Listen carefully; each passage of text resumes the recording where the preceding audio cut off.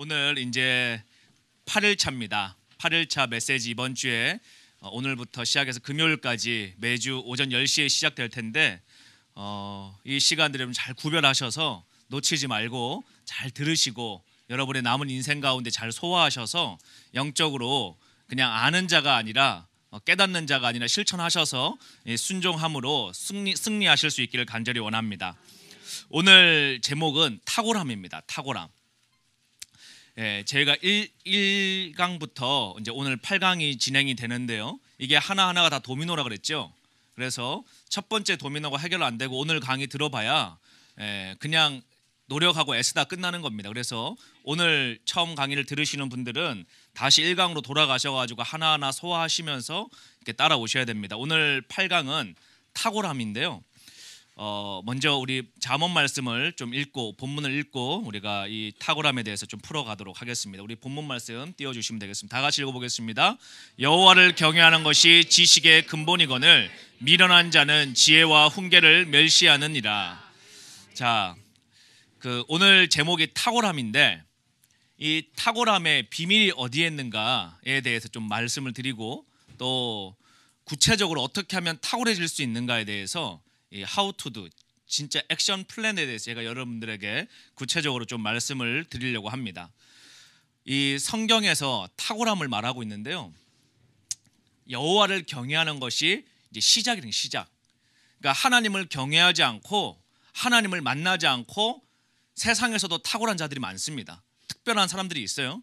그런데 그 하나님을 만나지 않고 오게 되는 탁월함은 결국은 그 탁월함 뒤에 오는 일들을 감당하지 못해서 결국은 망하게 되어져 있습니다.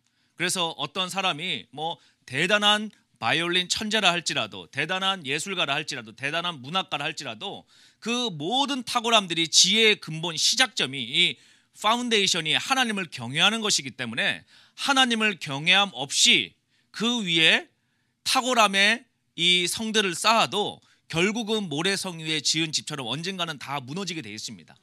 그래서 오늘 우리가 1강부터 이걸 제가 따라오라고 하는 이유가 하나님을 만나고 그리고 하나님을 만나다 보면 뭐가 생긴다 그랬습니까? 주님의 눈동자 안에 나를 바라보는 주님의 자아상과 나를 바라보는 내가 그동안 내 친구와 이웃과 가족과 시대와 내 스스로가 바라봤던 내 자아상 간의 충돌이 일어나게 되는데 영적으로 승리하고 믿음으로 승리했던 사람들의 100%의 공통점은 내 자아상을 따라갔던 것이 아니라 다시 말하면 옛 자아의 습관을 따라갔던 것이 아니라 예수 그리스도의 그 완벽한 눈동자 안에 나를 바라보고 계시는 그 부르심을 선택하며 믿음으로 그 길을 걸어갔던 자들이 바로 믿음의 삶을 살아왔던 자들이라고 제가 말씀을 드렸습니다.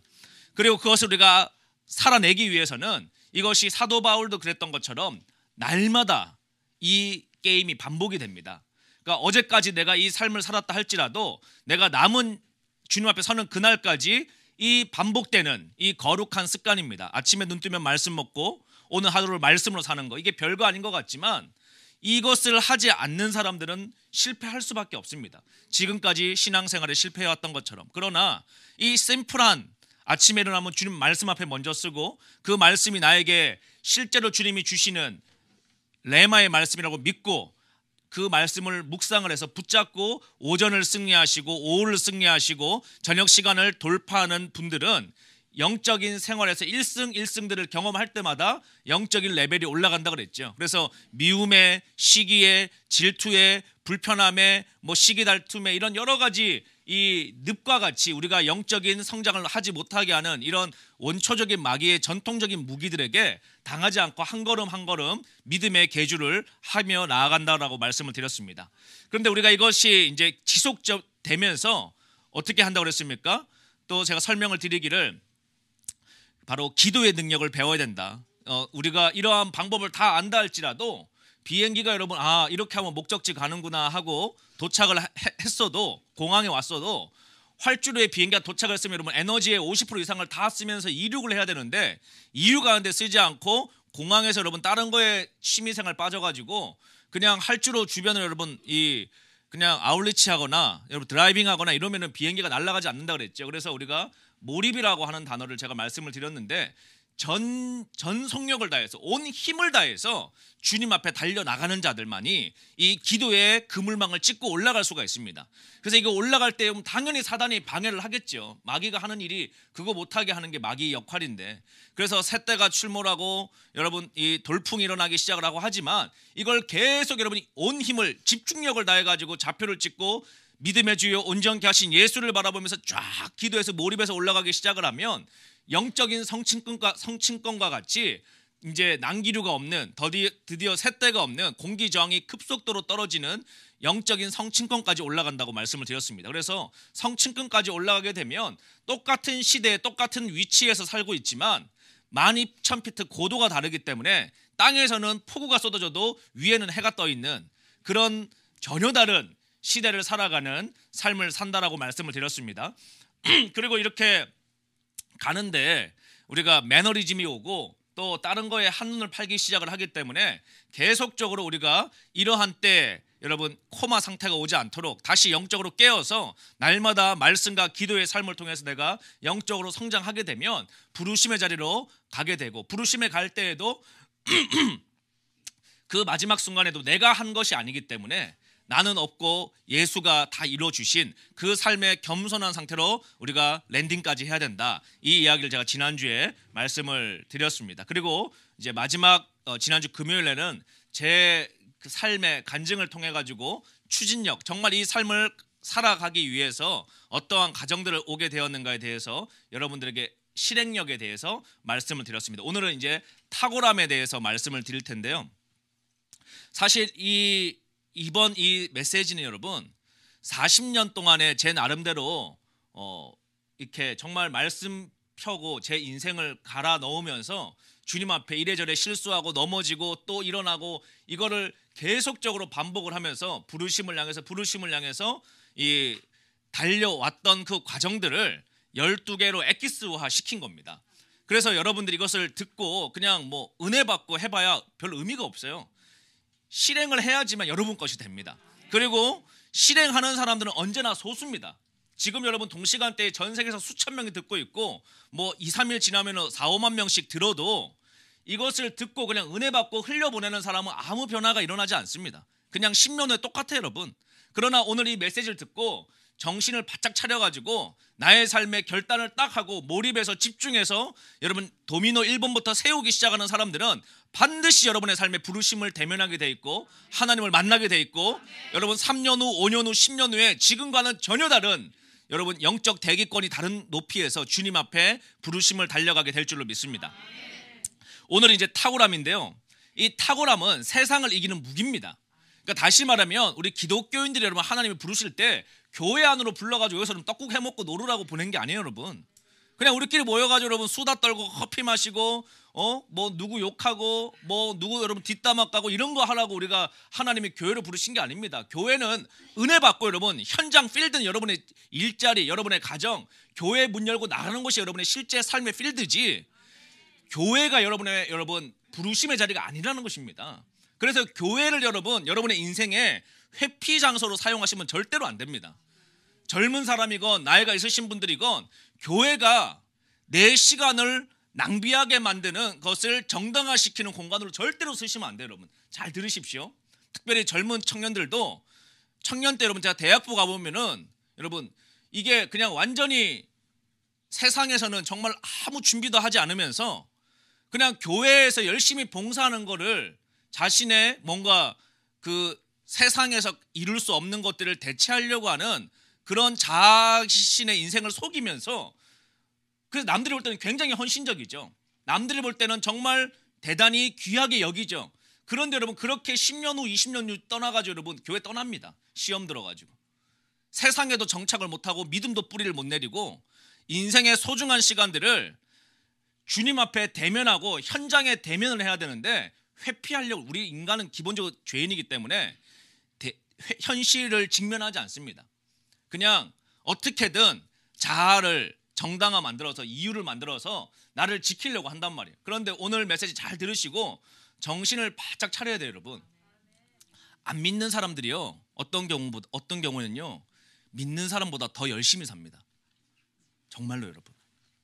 예수님이 성경에 뭐 있죠? 야, 너희들 나가가지고 개미가 어떻게 사는지 배워라. 개미가 이 게으른 것들아. 주님도 그러는 거예요, 여러분. 야, 개미가 얼마나 부지런하게 일하는지 배워. 그런데 여러분, 세상에 우리가 예수 그리스도를 믿고 천국을 소망하면서 산다 할지라도 우리가 여러분 정신적으로 이 멘탈이 여러분 약간 잘못돼가지고 사고방식이 세상 사람들보다도 더 여러분 열심히 살지 않으면서 세상 것보다 더 좋은 것을 바래요. 그냥 쉽게 말하면 공부를 열심히 안 하고 여러분 기도 열심히 해가지고 좋은 대학 가길 바라는 거랑 똑같은 거예요. 그게 불가능한 일입니다. 하나님은 공의로우신 하나님이에요, 여러분. 의인이나 죄인이나 똑같이 햇님과 달님과 비를 주시는 분이십니다.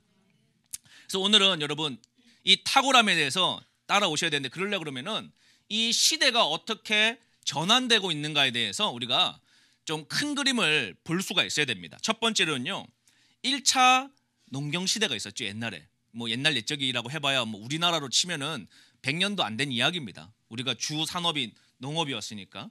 그러다가 전 지구적으로 2차 산업혁명이 서구에서는 먼저 일어났습니다. 그리고 3차 산업혁명이 일어났고, 지금 이 시대는 3차 산업혁명이 이제 끝이 나고 4차 산업혁명 시대로 넘어가는 전환점에 있는 시대로 우리가 살고 있습니다. 그래서 매 시대마다 과거 방식의 성공 방정식이 이 차수가 바뀔 때마다 적용되지 않는 시대로 진입을 하게 됩니다. 이해되세요, 여러분?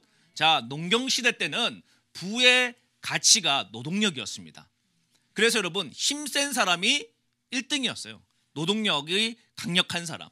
그러니까 만약에 1차 농경 시대 때 시장에서 가장 우수한 인재를 뽑는다 그러면 IQ 검사 안 합니다. 쌀가마니 들고 뛰는 거죠, 여러분. 얼마나 더 힘이 좋으냐. 그것이 그때 당시에는 가치였습니다. 그런데 산업혁명이 일어나기 시작을 하면서 교육제도도 바뀌기 시작을 하고, 뭐 노동력이 재화일 때도 교육이 필요가 없어요, 여러분. 말 안 들으면 때리면 돼. 그리고 그냥 일 시키면 돼요. 그렇죠? 그러니까 소수의 관리자만이 교육이 필요했지 집단의 대중에게는 교육이라는 게 필요가 없었습니다. 1차 농경 시대는. 그런데 2차 산업화 시대가 되니까 이제는 기초적인 교육이 필요로 할 뿐만 아니라 기본적으로 말귀를 알아듣고 여러분 앉아가지고 오랫동안 지속할 수 있는 것이 산업 생산량을 만들어내는 이 구조가 바뀌게 되는 거죠. 힘은 증기기관이 대신해 주는 겁니다. 힘은 모터가 대신해 주는 겁니다. 그리고 우리는 이제 사고력이 필요한 시대로 전환되기 시작을 했습니다. 그래서 지금 우리가 알고 있는 IQ 검사라든지 이런 현대 우리 공교육의 시스템들이 만들어지기 시작을 했는데, 잘 먼저 아셔야 될 것은 전 세계에서 진행되고 있는 공교육이라고 하는 이 제도는 여러분 탁월한 인재를 배출하려고 만든 시스템이 아닙니다. 구조적으로 이 공교육의 목표는 여러분 그냥 월급쟁이를 잘 만들기 위해서 만든 게 공교육이에요. 그러니까 노동자들을 질 좋은 여러분 노동자, 그게 산업 노동자일 수도 있고 또는 여러분 뇌를 사용하는 여러분 노동자일 수도 있고, 어쨌든 노동자들을 잘 배출해내기 위해서 만든 구조가 공교육의 제도예요. 이해되시죠? 이게 2차에서 3차까지 이렇게 진행이 됐습니다. 그런데 이제 이게 4차로 넘어가기 시작을 합니다. 그러니까 과거에는 그런 방식이 예전처럼 암기를 잘하고 또는 엉덩이 오랫동안 붙이고 성실하고 이런 방식이 1990년대, 2000년대 초반까지는 통하는 시대였어요. 3차 산업 시대였으니까. 근데 지금 4차 산업 시대로 넘어가기 시작을 하면서 젊은이들 가운데 어떤 머리에 지진이 일어나기 시작을 하는가 하면요, 열심히 공부해가지고 예를 들어서 연대 경영학과를 한번 갔다고 생각해보세요. 연대 경영을 가려고 하면요 시골 고등학교에서 뭐 서울대나 뭐 서울대 중위권하고 연대 경영 비슷하니까 전교 5위권 안에 들어야지 아마 갈 수 있는 일반적인 학교라 뭐 이렇게 특목고 같은데 아니면은, 그러니까 공부 잘해 가는 곳이에요. 근데 연대 경영 가가지고 여러분 열심히 공부해가지고 대학교 4학년 졸업하고 취업할 때쯤 돼가지고 회사를 딱 가보면은 지금 어떤 시대인가 하면 여러분 자기 위에 있는 사장님들은 자기보다 학벌이 낮은 사람이 훨씬 더 많은 이상한 시대를 오늘 이 시대 이 테헤란로나 여의도에 가보면은 젊은 애들이 판교 같은 데 가보면 경험을 하는 거예요. 그래서 얘네들이 이제 조금 퀘스천 마크를 달기 시작을 하는 겁니다. 서울대를 나오고 연대를 나왔으면 지금 우리나라의 이 고등교육 시스템에서 최상위권에 있는 똑똑한 애들인데 걔네들이 막상 취업할 때쯤 돼 보니까 시장이 전혀 다른, 그 꼭대기 위에는 대학 안 나온 애들이 있고 그 꼭대기 위에는 특이한 애들이 있는 거예요, 여러분. 그냥 세상 말로는 약간 좀 똘끼 있는 애들 있죠. 좀 이상해 쟤. 그런데 그런 애들이 제일 위에 쫙 지배를 하고 있는 겁니다. 이게 여러분 3차 산업시대에 없었던 현상 중에 하나예요. 바르고 성실하고 꾸준하고 노력하고 애쓰고 이런 게 여러분 쭉 올라가던 게 80년대였습니다. 그러니까 여러분들이 사셨던 시대. 그때는 여러분 그냥 성실하게 공부해가지고 고등학교만 졸업하고 은행 들어가서 열심히 일해가지고 주공아파트 하나 분양받아가지고 그냥 열심히 살다가 하나 더 얻어가지고 그냥 기다리면 중산층 되는 거예요. 그게 지금 50년대 이후 50년대부터 60년대 초반까지 베이비 부머 시대 때 우리나라가 살았던 지금 여러분 65세 정도에서 그 사이에 있는 여러분들이 누리고 있는 삶의 패턴이에요. 3차 산업시대에 한국이 가장 이 혜택을 많이 받았거든요. 2차 대전 이후에 100여 개의 신생 국가가 탄생을 했는데 그 100여 개 국가 가운데 넘버 1등이 대한민국입니다.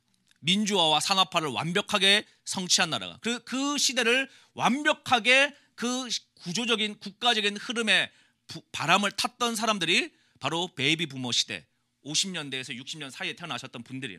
그래서 우리가 통계청의 자료들을 살펴보면은 현재 그 시대에 이 평균 부가 제일 높습니다. 평균 1인당 4억 5천이에요. 물론 뭐 그게 평균입니다. 나는 4억 5천이 없는데 누가 그럼 10억 갖고 있다는 얘기예요. 그러니까 평균적으로 그 베이비 부머 시대가 갖고 있는 자산 가치가 제일 높습니다. 우리나라에서는. 근데 이 자산의 절대 다수 75%가 다 어디에 몰려 있느냐? 아파트입니다. 부동산. 갇혀 있어요. 75%가. 근데 이분들이 제일 부자예요. 그런데 이분들이 그분들이 20대 때는요. 대한민국의 평균 여러분 이 수명이요. 65세에서 73세 사이에 다 돌아가셨습니다. 근데 지금 이제 우리가 60세, 65세 은퇴를 했지만 여러분들의 평균 기대 수명은 95세입니다. 그러니까 앞으로 여러분 30년 더 사셔야 돼요. 뭐 주님이 오시든지 살든지 둘 중에 하나인데 빨리 주님 오시라고 기도하든지 살기 싫으시면 아니면 여러분 정신 똑바로 차리고 냉정하게 앞으로 내가 살아갈 날이 30년 이상 남았다는 얘기입니다. 지금 여러분 60대 이상 되신 분들도 이해되세요, 여러분? 그러면 이제 30년 이상이 남았기 때문에 은퇴라는 개념이 아니라 새로운 준비들을 하셔야 돼요. 그리고 왜 이것을 여러분 그냥 부정적으로 보는 것이 아니라 하나님의 시각에서 왜 인류 역사상 지금 이 마지막 때에 한국인이 여러분 전 세계가 노령화된 거 아닙니다. 지금 우리나라만 노령화된 거예요, 여러분. 일본이나 우리나라 정도만. 여러분 이집트나 저기 이스라엘이나 중동이나 아프리카 가면 여러분 거기는 다 젊은 애들이 바글바글합니다. 10대, 20대가 더 많아요, 여러분. 어른들보다. 근데 우리나라가 왜 이렇게 이 어른들 지금 바로 50대, 60대 여러분들을 하나님이 죽지 않고 끝까지 오래 사는 사람들로 이 시즌에 만들어놨을까를 여러분 분위기를 보고 잘 아셔야 돼요. 왜 그러냐? 제가 이제 파악하기로는 그렇습니다. 첫 번째, 이 베이비 부머 세대들은요 부흥을 경험했던 세대들입니다. 그러니까 기도가 뭔지 알아요. 그리고 말씀의 능력을 체험했던 사람들이에요. 그러니까 그때 당시에는 그 가난에서 부유함을 다 경험해본 세대입니다. 공통적으로 시대 자체가. 그리고 기도에서 응답을 받아본 세대들이에요. 그러니까 기도원에 가가지고 나무 뿌리를 흔들든지 어쩌든지 간에 뭐 원장님이 나하고 스타일이 맞건 안 맞건 하여튼 역사가 일어나는 걸 봤단 말이에요, 여러분. 암이 떨어져 나가고 귀신이 떠나가고 막 죽은 자가 살아나고 막 이런 영적인 말도 안 되는 일들이 물론 여러 가지 부작용도 있었지만 그러한 것들을 경험하고 체험했던 세대들입니다. 그러니까 저희 같은 80년대나 90년대 세대들은 그런 것들을 체험하기가 어려운 시대로 이미 전환이 된 이후에 태어난 세대들이고 50년대 이후에 태어나신 여러분들은 부흥을 받던 세대예요. 그리고 완전히 정말 황무지와 같은 무에서 여러분 꽃이 피는 것을 국가가 일어난 것을 봤던 세대들입니다. 그러니까 이분들은 기도의 능력을 아는 거예요. 하나님의 역사를 본 겁니다. 기적을 바라봤던 세대들인 것이죠. 그러니까 이분들이 갖고 있는 이 영적 잠재력은요 사실은 어느 세대도 가질 수 없었던 굉장히 독특한 신앙적인 이 백그라운드를 갖고 있는 세대들입니다. 지금 60세 이상 되신 바로 이 기도에 아마 뭐 한 40% 이상 되실 거예요. 우리가 이 유튜브 통계 처리를 해보면 나이를. 그런데 여러분들이 이제 죽지 않는단 말이에요. 앞으로 한 30년 동안. 그러니까 두 가지를 해야 돼요. 와, 큰일 났다.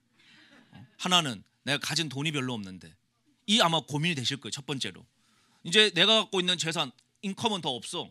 근데 나갈 것만 있는데 갖고 있는 재산은 평균 4억 5천이란 말이에요. 지금 이 시대에 있는 분들이.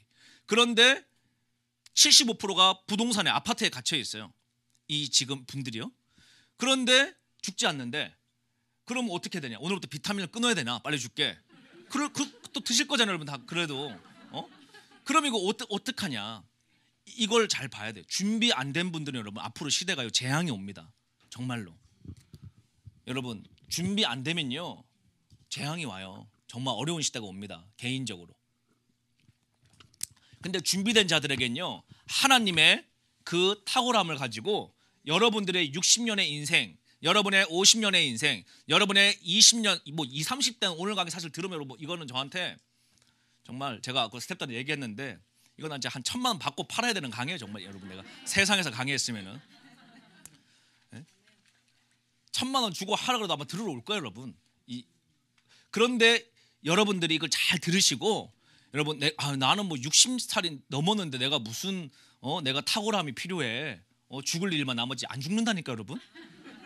그래서 여러분 지금부터 정신 바짝 차리고 준비하셔야 다음 주님 오시는 그 마지막 구간에 하나님의 한국을 무조건 쓰시는데, 쓰실 때 여러분들도 같이 나가가지고 그 놀라운 여러분 갈렙과 같은 역사를 감당할 수 있습니다.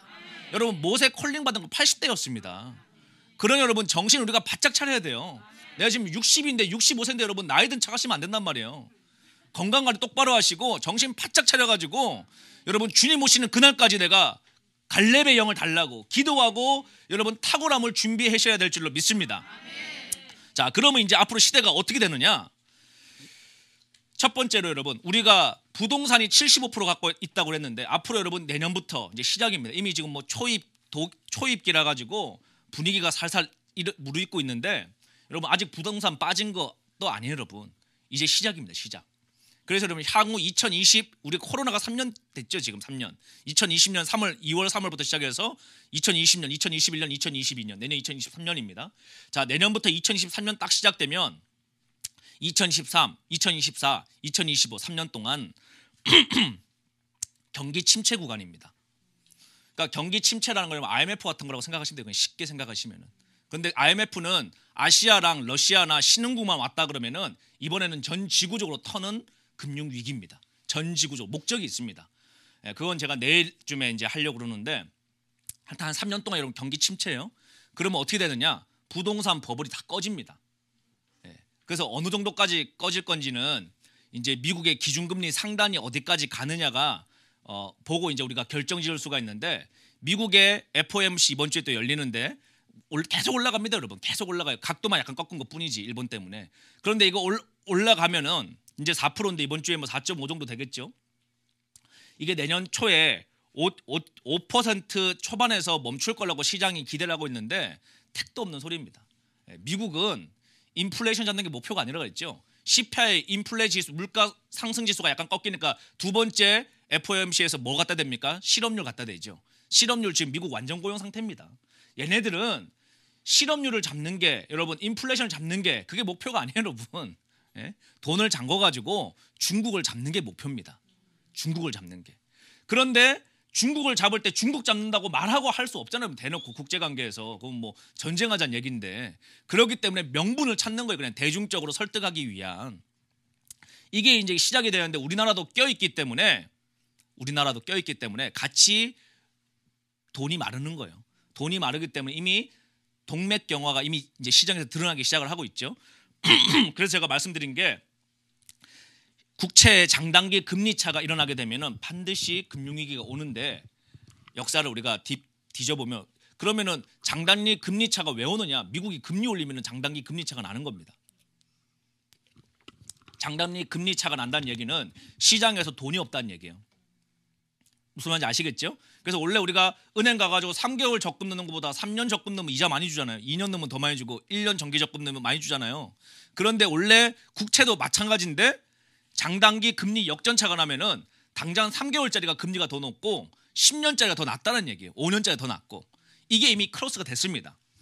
그래서 이제 언제 시한폭탄 터지느냐 이 문제인데 이게 다 집중적으로 어디로 터지느냐. 중국은 세계 국가부채 1위라 그랬죠. 제가 지난주 금요일에 말씀드리기를. 그래서 국가가 부채율이 1위이기 때문에 미국이 중국을 죽이려고 금리를 올려도 달러가 엄청나게 지금 빠져나가거든요. 중국 안에서. 그래서 위안화가 완전히 지금 종이 쪼가리가 돼도 올릴 수가 없어요, 여러분. 올려? 정상적인 민주국가면 올려야 됩니다. 근데 못 올려. 왜? 시진핑 1인 독재 국가이기 때문에.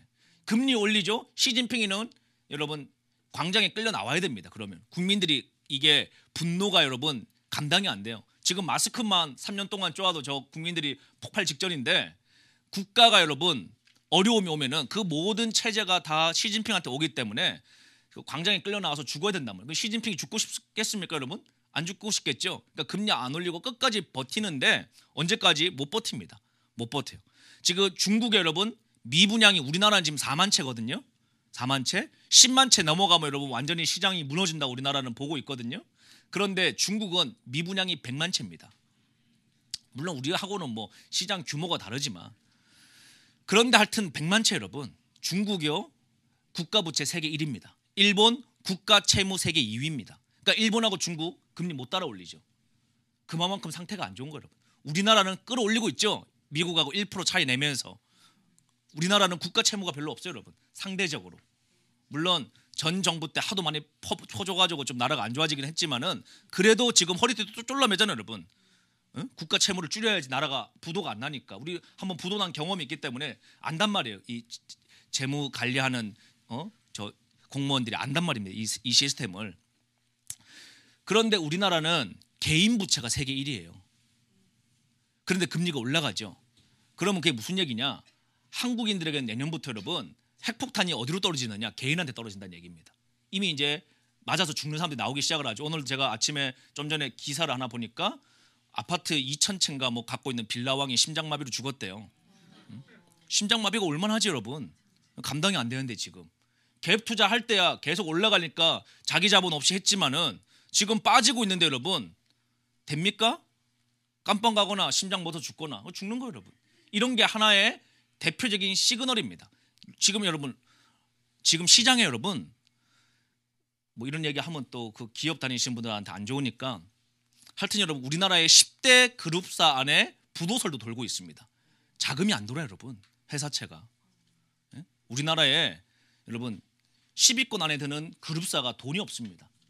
그러니까 올 연말에 지금 12월 말까지 우발부채 6조 5천억 떴는데 이거 어떻게 감당할 거냐? 이거 겨우 감당해도 내년에 어떻게 막을 거냐? 이제 여러분 다 아는 다 눈치챘는데 그 기업 하는 애들은 우리 야 대기업인데 우리가 우발부채 6조를 해결 못하겠어. 우리 돈이 있어라고 말할 수밖에 없는데 겉으로는 여러분 당연히 우리 힘들어 그러면 더 시장에서 금리 자금 조달이 안 되니까 괜찮은 척 하지만 여러분 속은 타 들어가고 있습니다. 타 들어가고 있어요. 지금 이렇게 안 좋기 때문에 이제 내년부터 시작인데 자산 가치가 꺼진단 말이에요, 여러분. 그러면은 베이비 부모들이 갖고 있는 75%의 4억 5천 평균 자산도 같이 데미지를 입겠죠. 자, 금리가 5%에서 끝났다라고 하면은 40% 빠집니다. 40% 자산 가치. 5% 넘어가서 6% 올라가면 50% 빠집니다. 자산 가치가 평균적으로. 그러면 여러분 자산 반토막 나는 거예요. 그런데 그 사이에 대출 받아가지고 또 다 투자들을 해놓으신 분들이 많단 말이에요. 그분들이 다 부동산 천재들이기 때문에 50대들이. 그걸로 돈 버신 분들이라.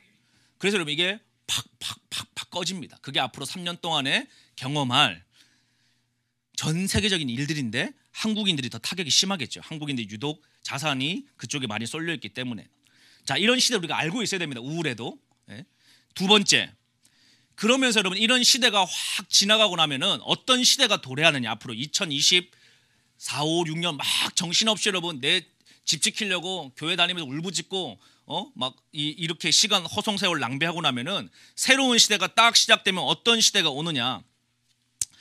옛날 얘기인데 벌써 여러분 우리가 미국 가가지고요 저기 뭐 유펜 같은데 MBA 같은 거 하면은 학비가 어마어마하거든요. 그 펜실베니아 이런 데 여러분 대학 들어가려고 그러면은 그 외국인이요. 한 학기에 5만 불, 6만 불씩 내야 됩니다. 한 학기 등록금으로. 그럼 1년에 여러분 12만 불이야, 등록금이. 그러면 여기서 환율 올라 가지고 뭐 1,200원이나 하면 1년에 1억 5천, 6천인데 그 생활비 빼고. 그러면 여러분 학부 4년 보내려고 그러면은 7, 8억 깨져요.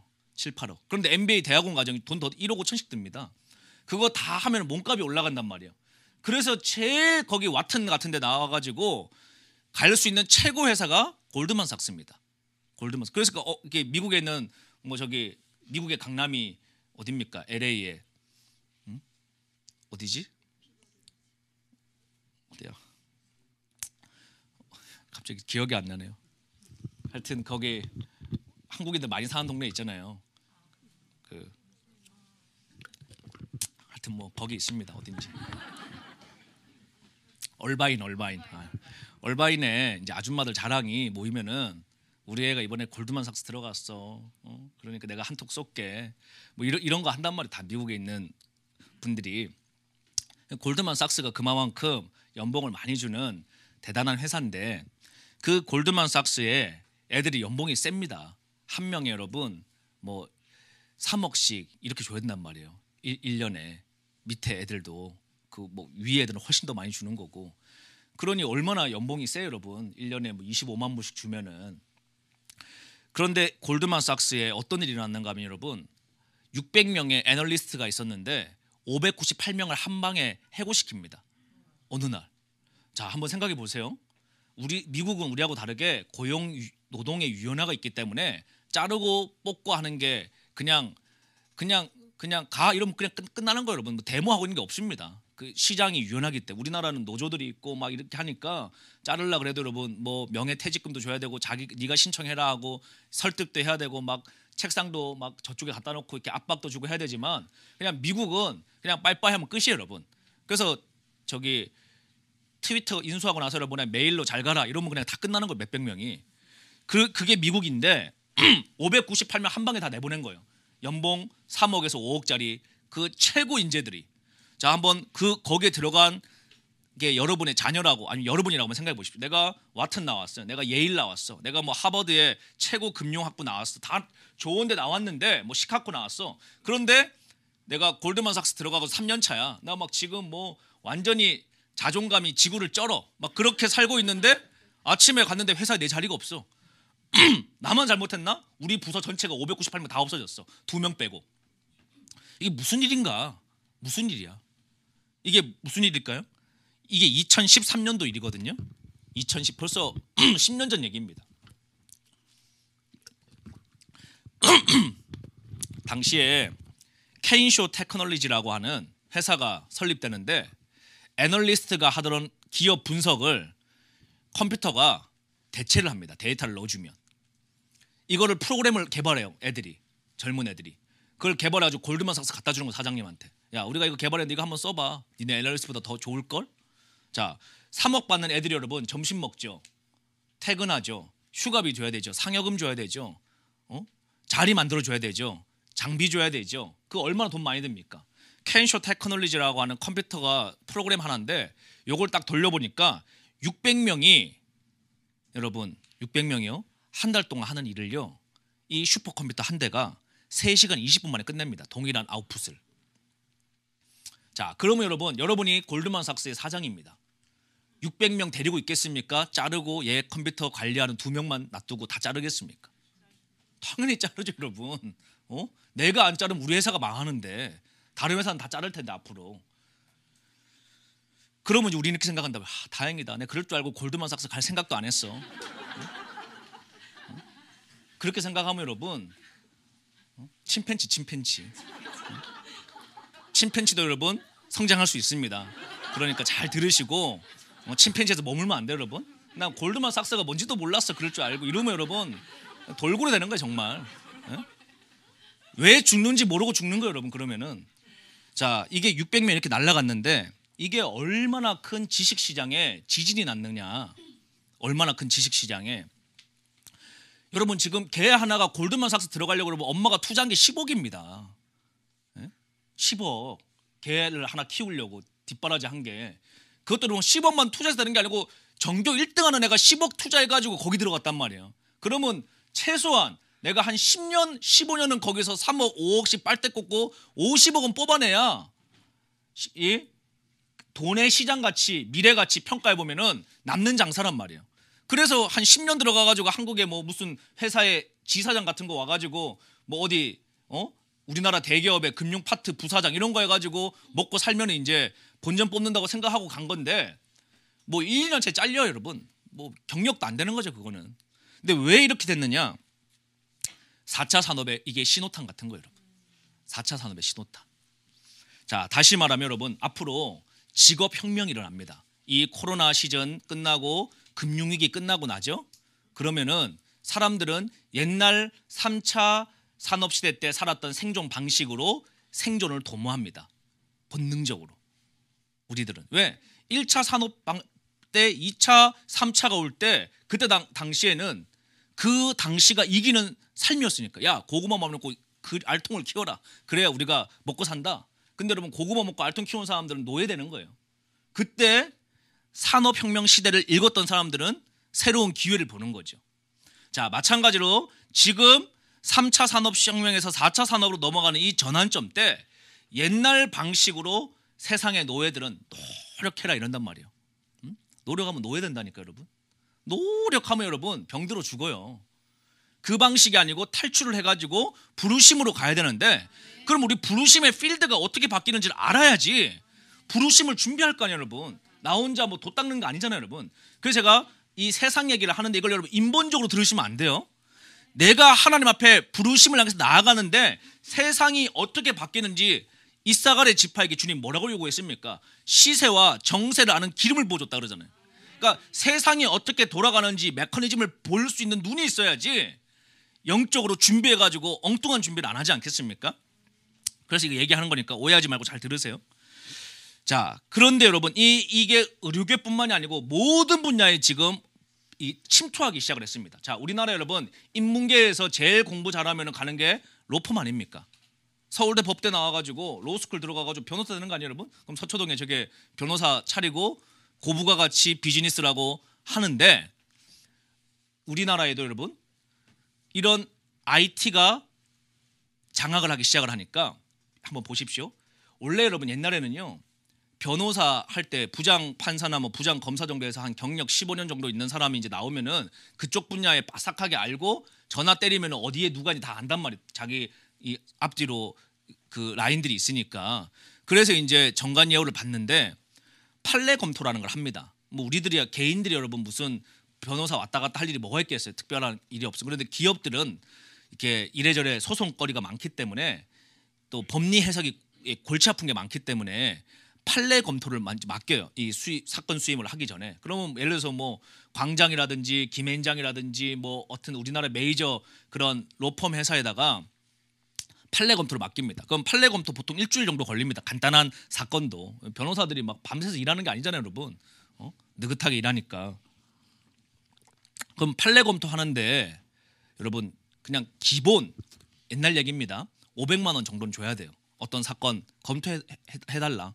이거 뭐 어떤 식으로 우리가 작전 짜가지고 소송 붙어될지 합의 봐야 될지 뭐 어떻게 될지 그 검토를 맡기는데 보통 기업 기준으로 한 500에서 1000만 원 정도 판례 검토 맡기는데 큰 사건 말고 짜잘한 사건 기준으로 여기에 변호사 4명 들어가요. 시니어 변호사 뭐 부장급 했던 애 하나 밑에 그냥 한 5년 차 6년 차 그다음에 한 이제 보조하는 애들 이렇게 붙어가지고 한 팀으로 붙여놓고 사무 보조원 하나 붙이고 5명 돌아갑니다.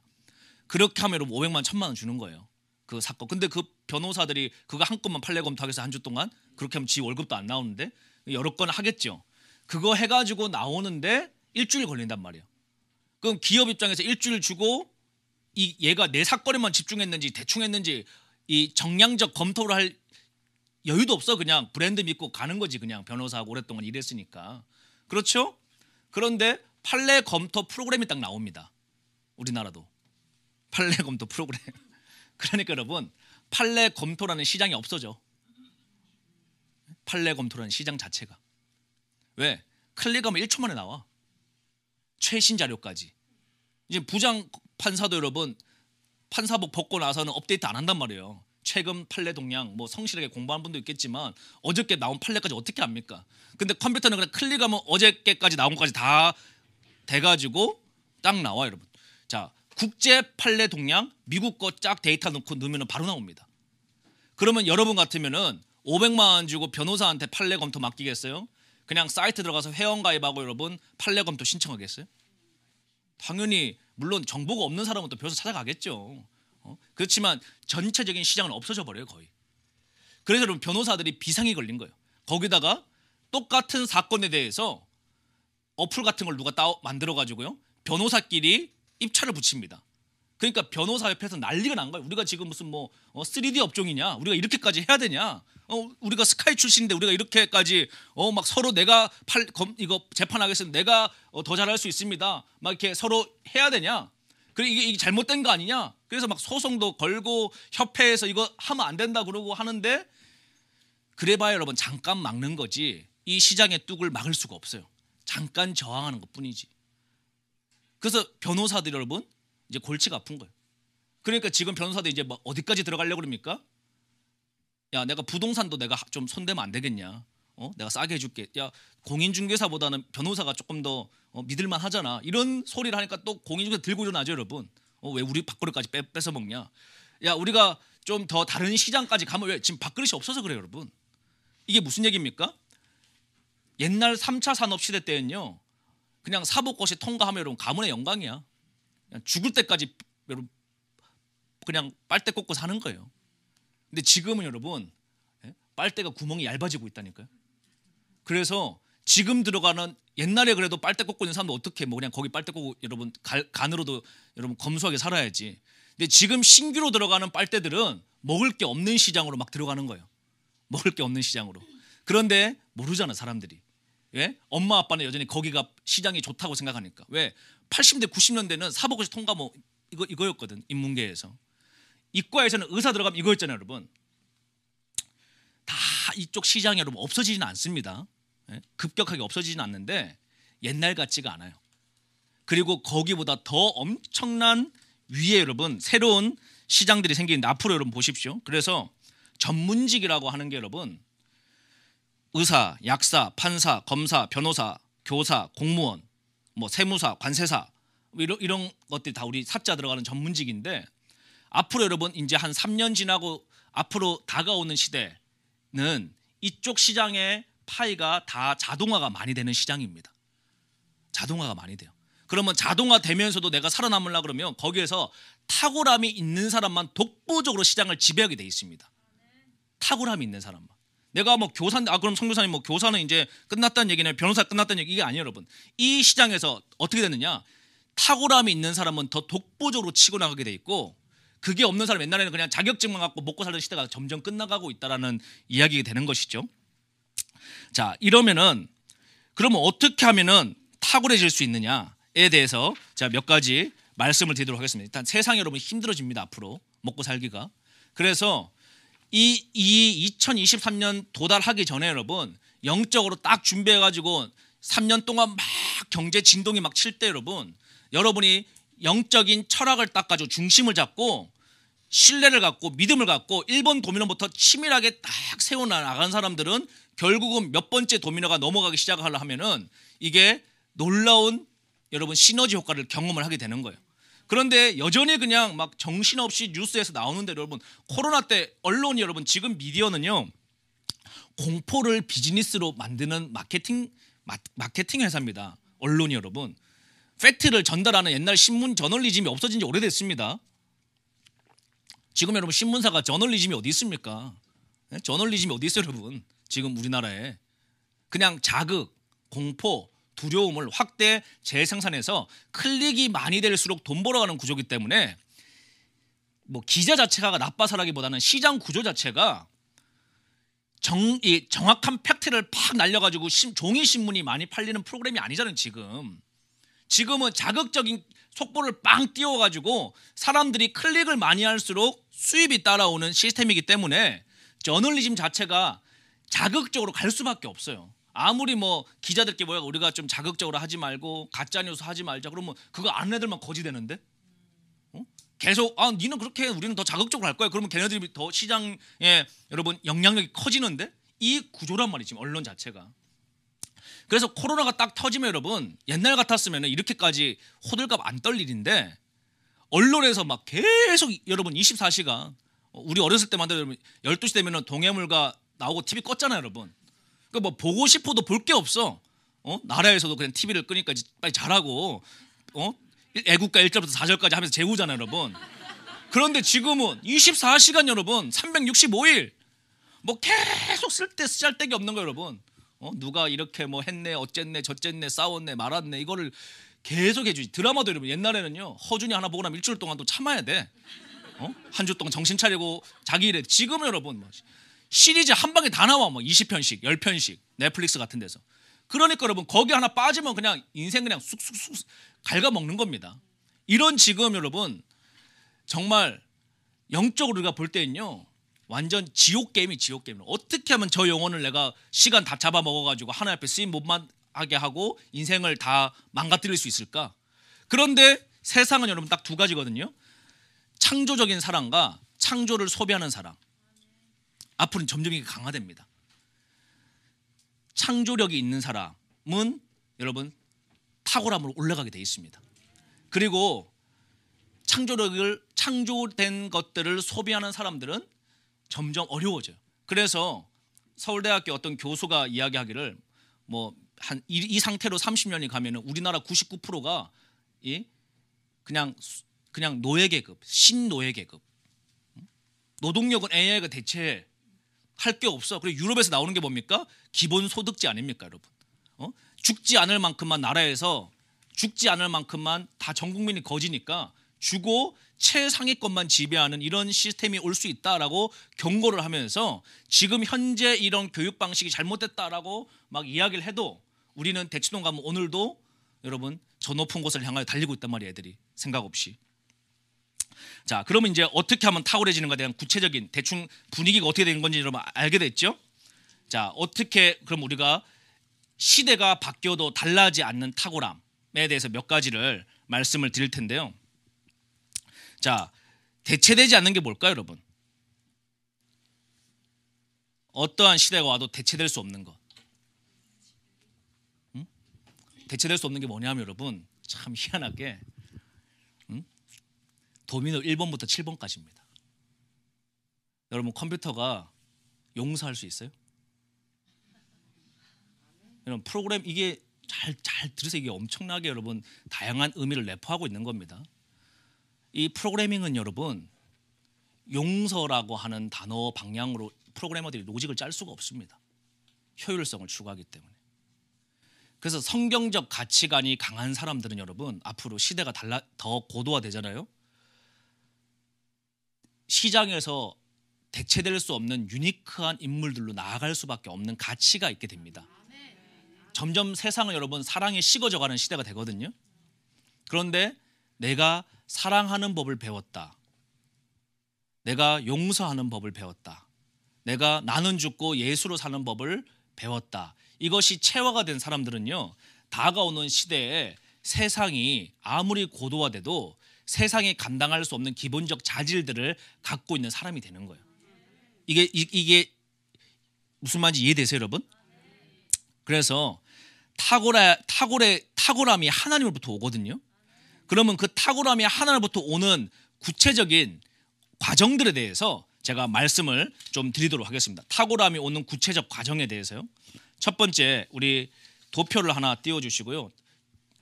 집중력이라고 되어 있는 이거 말고 집중력. 이게 이제 탁월함이 오게 되는 그냥 제가 만든 거니까 그냥 뭐 틀릴 수도 있습니다. 제 40년 임상으로 만든 거니까요. 자, 집중도 몰입력이 제일 중요합니다. 그러니까 하나님 앞에 몰입할 수 없는 사람은 여러분 그냥 아무것도 할 수 없는 사람이 되는 겁니다. 그래서 제가 첫 번째 하나님 앞에 다 갖다 버리고 다 치우고 집어치우고 쓸데없는 거 인생의 한때를 완전히 몰입해서 하나님 앞에 집중을 하신 사람만 도미노가 세워진다 그랬죠. 그리고 7번까지 왔는데 이제 그럼 우리가 뭐 교회 안에서 이러면 이것만 할 수 없잖아요, 여러분. 혼자 돛 닦고 맨날 나는 죽고 예수로 살고 그냥 방 안에서만 있는 게 아니잖아요, 여러분. 광야에서 훈련하다가 주님이 바벨론의 중심에 다니엘과 같이 보낸단 말이에요. 요셉과 같이 보낸단 말이에요, 여러분. 다윗과 같이 보낸단 말이에요. 그때 무기가 있어야 될까요? 무기가. 그 무기가 뭐냐, 여러분? 탁월함이에요, 탁월함. 누구도 대체할 수 없는 탁월함, 여러분. 누구도 나를 바꿀 수 없어. 요셉의 그 탁월함을 누구도 대체할 수 없는 거예요. 애굽에 어떠한 똑똑한 애들이 다 갖다 붙여도. 다니엘이 왕조가 바뀌고 여러분 정권이 바뀌고 그렇게 난리가 나도 다니엘의 그 탁월함을 감당할 수 있는 사람이 아무도 없는 거예요. 그 여러분 제국 안에. 그러니까 살아남는 거죠. 이 탁월함이 어디에서 오느냐에 대해서 제가 도식화를 해본 거예요. 제 나름대로 주말 사이에. 자, 첫 번째, 집중력, 몰입도가 있는 사람만 탁월해질 수 있습니다. 여러분 보십시오. 세상에서도요, 피아니스트가 정말 탁월한 피아니스트야. 걔가 다 잘합니까, 여러분? 요리도 잘하고 밥도 잘하고 청소도 잘하고 다 잘해, 여러분. 걔는 아마 그거 보고 여러분 결혼하면 그 이제 옆에 사람 피곤해요. 걔는 그것만 해, 그것만. 밥만 먹고 피아노만 쳐. 그러니까 탁월해진 거예요, 여러분. 이해되시죠? 그런데 이것저것 다 잘해? 걔는 아무것도 못하는 애라는 겁니다. 그러면 부의 생산 가치가 여러분 어디로 몰리느냐? 지금 시대는 여러분 앞으로 탁월한 사람에게 더 집중됩니다. 지금도 그래왔지만 앞으로 이게 더 집중되는데, 우리 예수 믿는 사람들은 이게 이 성품을 감당하면서 여러분 이것을 내가 세상을 이기는 무기에다가 적용을 하기 시작을 하면은, 지금은 별거 아닌 것 같아요, 여러분. 3년 동안 부동산 다 붕괴되고 다들 뭐 어쩌고저쩌고 한다 그래도 영적인 중심을 딱 잡고 여러분 한 단계 한 단계 공부하는 마음으로 씨 뿌리는 마음으로 가는 사람들은 결국은 시장을 지배하게 돼 있습니다. 저는 강남에서 8년 동안 있으면서요, 강남을 완전히 먹는 법을 제 스스로 터득을 했어요. 아직 실행을 안 하고 있는데 강남 여러분 진짜 먹을 수 있습니다. 여기 여러분 한 평에 6억이에요 지금. 제가 처음 들었을 때 한 평에 1억이었거든요. 그래서 제가 야 정말 희년이 했는데 희년 땅이 도대체 어떻게, 하나님이 땅은 다 하나님이 거라 그랬는데 어떤 놈들이 이걸 갖다가 사고 팔아가지고 이걸 1억까지 올려놔서 했는데 8년 있는 동안 더 올라가지고 6억 됐어. 저 앞에 여러분 대로변에. 그거 어떻게 먹겠어요? 100평 먹으려고 하면 600억인데. 그런데 강남을 완전히 접수할 수 있는 비밀이 어디에 있느냐? 오늘 이 탁월함에 있습니다. 세계를 정복하는 힘. 마치 다윗의 물맷돌처럼 이걸 제가 하나씩 풀어드릴게요. 첫 번째 집중도, 몰입력인데, 몰입을 해야 돼요, 여러분. 하나님 앞에 몰입을 하시고 나서 두 번째, 하나님이 나에게 주신 부르심이 뭔가를 대면했으면요, 그 부르심을 준비하기 위해서 몰입을 하기 시작을 해서 실력을 키우기 시작을 해야 됩니다. 하루에 1%라고 생각을 하고, 하루에 1%, 쉽게 생각하기 편하게, 뭐 하루에 1%씩 성장하면 얼마나 좋겠습니까만은 일단은 하루에 1%씩 난 성장한다 그렇게 생각을 하고 몰입을 해야 되는데, 모든 세상에 탁월한 사람들의 공통점을 뒤져보면 여러분, 제가 신앙도 20대 때 도대체 어떻게 하면 하나님 만나느냐, 사람부터 뒤져봤잖아요, 여러분. 똑같은 방법으로 세상을 올라갔던, 승리했던 사람, 지배자들의 공통점을 찾아보면은 딱 하나가 나옵니다. 딱 하나. 그게 뭘까요, 여러분? 독서예요, 독서. 독서가 여러분 탁월해지는 토양의 첫 번째 시작점입니다.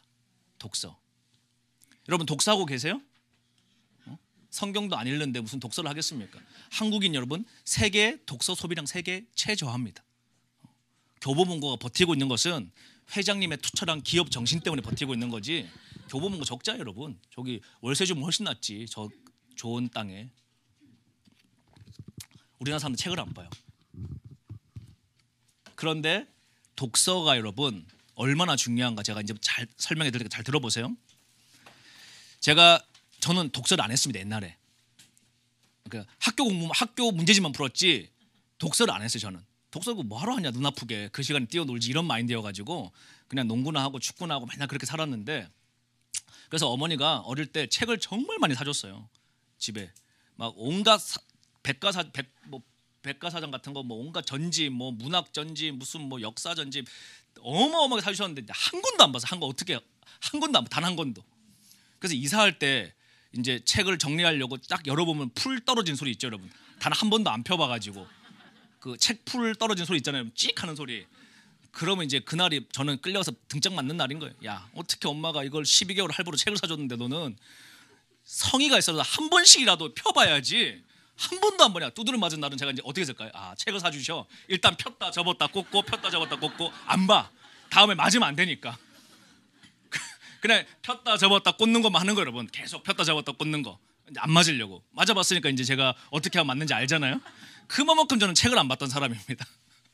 그러니까 지독하게 책을 안 봤는데 이제 군대를 갔잖아요. 그리고 이제 기도 생활을 하면서 그때 어떤 외부 강사가 오셨는데 이런 얘기를 하는 거예요. 야, 책을 봐야 되는데 난 그때도 책 볼 생각이 전혀 없었어요. 그냥 기도만 해가지고 주님만 만나고 싶은 거지. 그래서 난 어떤 말이 나 오로지 성경 외에는 아무것도 필요 없다. 이런 아주 뭐 무슨 개똥 철학 같은 거 여러분. 난 말씀에는 아무것도 필요 없어. 이런 거의 혼자 정신 승리하고 있는 그때였는데 어떤 분이 오셔가지고 강사로 책을 봐야 된다.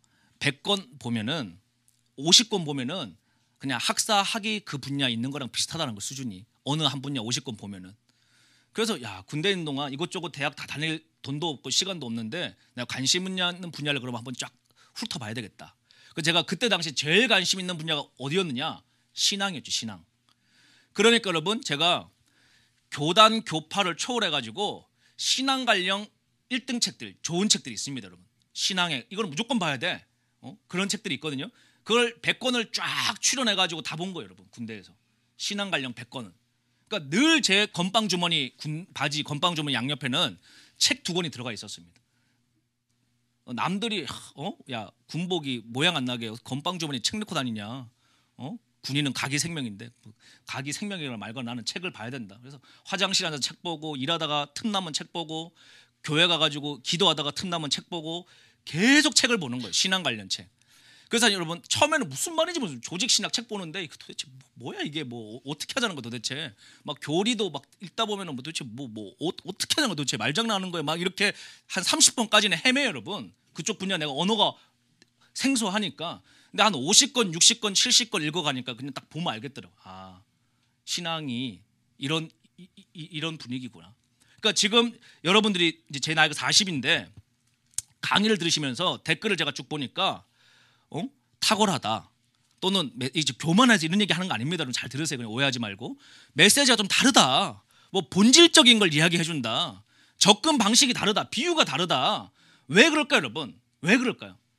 들어온 제 삶의 40년 동안 데이터량이 다른 거예요, 여러분. 남들은 그냥 50권 읽고 MDB를 졸업할 때 저는 MDB 들어가기 전에 이미 신앙서적 120권을 봤단 말이에요, 여러분. 그리고 나서 그것만 봤습니까? 제대하고 나서 이제 경제 분야, 재무관리, 원가관리, 회계관리, 상법, 세법, 뭐 그다음에 심리학, 그다음에 역사학, 철학, 윤리학 이런 쪽 분야별로 쫙 100권씩만 파면 돼요, 여러분. 그 분야별로 100권씩만. 그러면 어떻게 됩니까? 그냥 여러분 남들은 계속 그냥 오늘만 보는 거예요. 오늘 주식 보고 오늘 뭐 코인 보고 오늘 경제신문 보고. 하지만 저는 야, 이 방식은 결국은 나를 성장시키는 방식이야. 언젠가는 된다. 언젠가는. 근데 여러분 보십시오. 돈 넣을 때 여러분 한 달에 10,000원씩 한 달에 5만 원씩 넣는다고 생각. 적금. 어느 세월에 돈 모입니까? 그래도 여러분 이게요. 복리 같은 복리. 복리 개념 아시죠? 시간의 비밀. 시간이 쌓이면 여러분 만약에 여러분이 30년 전에 다른 짓 안 하고 그때부터 여러분 복리로 계속 돈 넣어놨잖아요. 그러면은 다른 거 이것저것 오르기도 하고 내리기도 하고 뭐 사기꾼도 망하고 막 별일 많은데 그런 거 다 집어치우고 그냥 원칙을 정했으면 꾸준하게 이거 하나만 있잖아요. 그러면 여러분 60살 됐을 때 전혀 다른 인생이 돼요. 저는 그걸 책 보다가 발견을 한 거예요. 어디서 발견했느냐?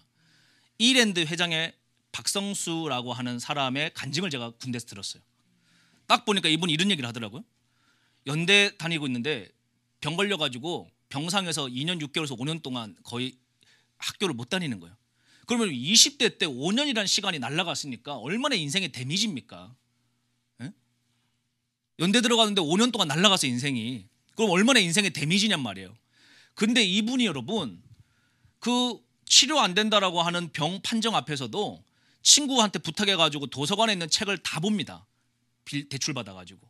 그래서 2년 6개월 동안 몇 권의 책을 봤나 그랬더니 3,000권을 봤다는 거예요. 2년 6개월 동안. 2년 6개월 3,000권. 그리고 나서 여러분 몸이 나중에 나아요. 그리고 이분이 독서 습관을 가지고요 나중에 창업을 하죠. 저 신촌 앞에 청바지 가게 만드는데 이 사람이 남들이 볼 때는 야, 뭐 연대 나와가지고 서울대 애들이랑 같이 창업을 해. 청바지? 아니에요 여러분. 그 창업을 한 이유가 뭐였습니까? 원래 최초 목적이 그 3,000권 읽고 하나님을 만나고 하나님이 진짜 하나님인 걸 알고 어떻게 하면 제자화를 할까 하면서 그 제일 똑똑한 애들이 세상을 바꿀 수 있다는 확신을 가지고 이 제자 훈련을 통해 가지고 그 비즈니스 모델로 만든 게 여러분 청바지 가게였어요. 근데 그게 나중에 확장돼가지고 지금 이제 우리나라에는 큰 회사가 되었는데 뭐 요새는 어떻게 지낸지 잘 모르지만 하여튼 그때 제 당시에 20대 때 야 3,000권을 어떻게 봤지 책을? 그런데 여러분 책 한 권 여러분 한번 쓰려고 그래서 책 한 권. 책 여러분 그냥 뭐 써집니까? 지식이 집대성된 게 책 한 권이에요. 어떤 분야건. 그렇죠? 근데 그 책을 3,000권을 보면은 어떤 일이 있겠어요? 어떤 일이? 어떻게 되겠어요, 여러분? 아주 똑똑해지는 거죠. 어떤 분야든지 쿡쿡 찔러도.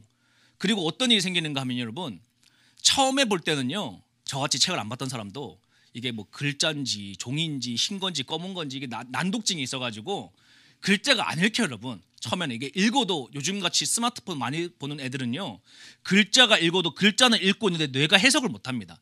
지금 이 시대가 주의력 결핍 시대이기 때문에 ADHD가 뭐 너무 많잖아요 여러분. 지금 다 주의력 결핍 장애 있는 애들이 게임과 스마트폰에 노출돼서 전두엽 다 망가져가지고. 그런데 여러분 그게요 그냥 고착되는 게 아닙니다. 회복이 돼요. 또 회복이 돼. 이거를 스마트폰 노출 안 시키고 글자를 보기 시작을 하고 성경을 읽기 시작하면 뇌가 중독에서 풀어지듯이 회복이 된단 말이에요. 그래서 집중력이 회복이 되는데 이 사람이요 3,000권 봤다고 제가 도전받고 오케이 나는 신앙서적부터 시작을 해서 120권 다 끝낸 거예요. 신앙서적을 다 끝내고 제대하고 나서도 정말 힘들게 뭐 아르바이트하고 뭐 하고 하면서도요 저는 끊임없이 계속 내 분야에 난 전문성을 키워야 된다. 그래서 제 나름대로 이제 그때는 뭐 제가 콜링 받은 게 아니니까 세상 분야의 책들을 계속 틈만 나면은 도서관 가서 빌려서 읽든지 내가 사서 보든지 해서 책을 읽어보고 또 이 경제 브리핑을 보고 외국에 있는 자료들을 읽어보고 뭐 또 뭐 여러 가지 해외 유명한 연구소에서 나오는 자료들을 늘 그냥 남들이 볼 때는 새똥 치우고 있었어도 저는 야 내가 언제까지 새똥 치우겠어? 새똥 치우게 뭐 하나님 손해지 이런 혼자 정신 승리를 하면서 계속 책을 보고 공부를 하는 거예요, 여러분. 계속 공부를 합니다. 자, 그렇게 하면 어떤 일이 생기는가 하면요. 한 100권 넘어가고 한 300권쯤 책을 읽기 시작을 하면은 뭐 어느 한 분야에 300권 책이 없어 문제는 여러분. 막 깊이 파고 싶어도. 디테일에 들어가면 그 분야 300권 없다니까 여러분. 논문 다 뒤져 읽어봐도. 그러니까 우리가 거기까지 읽을 필요는 없어요. 그냥 한 분야에 한 100권 정도 읽으면 대충 그 분야 돌아간 거 다 알게 됩니다. 그러면 남이 말해주는 거가 아니고 내가 판단을 할 수 있게 돼요. 내가 위치를 확인하게 됩니다. 아, 저 사람이 무슨 얘기하는구나. 저 사람이 어디다가 지금 강조점을 두는구나. 저 목사님이 어디다가 좌표 찍고 설교하는구나. 이거를 본인이 분별할 수가 있게 돼요. 그러니까 내 믿음 내가 지키고 나가는 거죠, 여러분. 누구한테 믿고 가는 거는 뭐 로또입니까, 여러분? 어떻게 그렇게 내 인생을 걸 수가 있냔 말이에요. 그러니까 나는 내 신앙생활 누구도 믿을 수 없어. 난 내가 말씀 읽고 내가 기도하고 내가 성경에서 확인하고 내가 공부해가지고 확실한 생명의 길, 나는 그 길 갈 거다. 혼자 판 거예요, 여러분. 그래서 저는 그 길을 본 거를 지난 주에 1번부터 7번까지 정리를 해드린 겁니다. 구원관도 마찬가지고. 그렇죠, 여러분. 헷갈리잖아요, 여러분. 이것저것 듣다 보면 그걸 얘기를 해드린 건데 오늘부터는 세상을 이기는 탁월함에 대해서 책을 쭉 읽어 나가니까 한 200권 넘어가면요 어떤 일이 생기는가 하면 제가 그냥 혼자 만든 이론인데 눈덩이 이론이라고. 어렸을 때 여러분 눈사람 만들어 보셨죠? 그 초반에 여러분 눈사람 모으기가 제일 힘듭니다. 그게 잘 안 모여요, 여러분. 눈이 그 고사리 같은 손으로 막 이렇게 동그랗게 막 모으려 그래도. 그러면 이제 제가 우리 아들한테 얘기해 주는 거죠. 눈이 와가지고 눈사람 만들러 가자 그래서 야 애기가 아빠 처음이 안 되니까 처음만 좀 도와달래 이걸 하는 거를. 야 처음을 네가 해야 돼. 처음을 이 처음을 잘 만들어 놓으면 여러분 그 다음부터 어떻게 됩니까? 그냥 굴리면은 눈이 다다다닥 붙어서 탁탁탁 다지고 또 굴리면 돼. 그럼 동네 여러분 놀이터 가가지고 천만 단단하게 만들어 놓고 그냥 한 바퀴 쫙 굴리면 여러분 눈 다 붙어 있어요. 이게 어떤 효과냐? 눈사람 원리. 이건 제가 만든 거고 여러분 쉽게 얘기하면 복리 효과, 시너지가 나기 시작을 한단 말이에요. 그러니까 책도 여러분 내가 문학 쪽 내가 역사를 팠어요. 역사 서양사를 팠다. 그 다음에 교회사를 팠다. 신학을 팠다. 이게 다 서로 다 따로 노는 것 같죠. 그런데 어느 날 미술사를 파, 건축사를 파, 중세 역사를 파, 근대 조선사를 파. 이게 여러분 시냅스 같이 빠바바박 다 연결됩니다. 다 연결돼요. 그리고 어떠한 전문가도 한 분야에 그 분야에 대해서 책을 쓰지 여러분 이렇게 통합적으로 지금은 공부하는 시대가 아닙니다. 이 시대 자체가.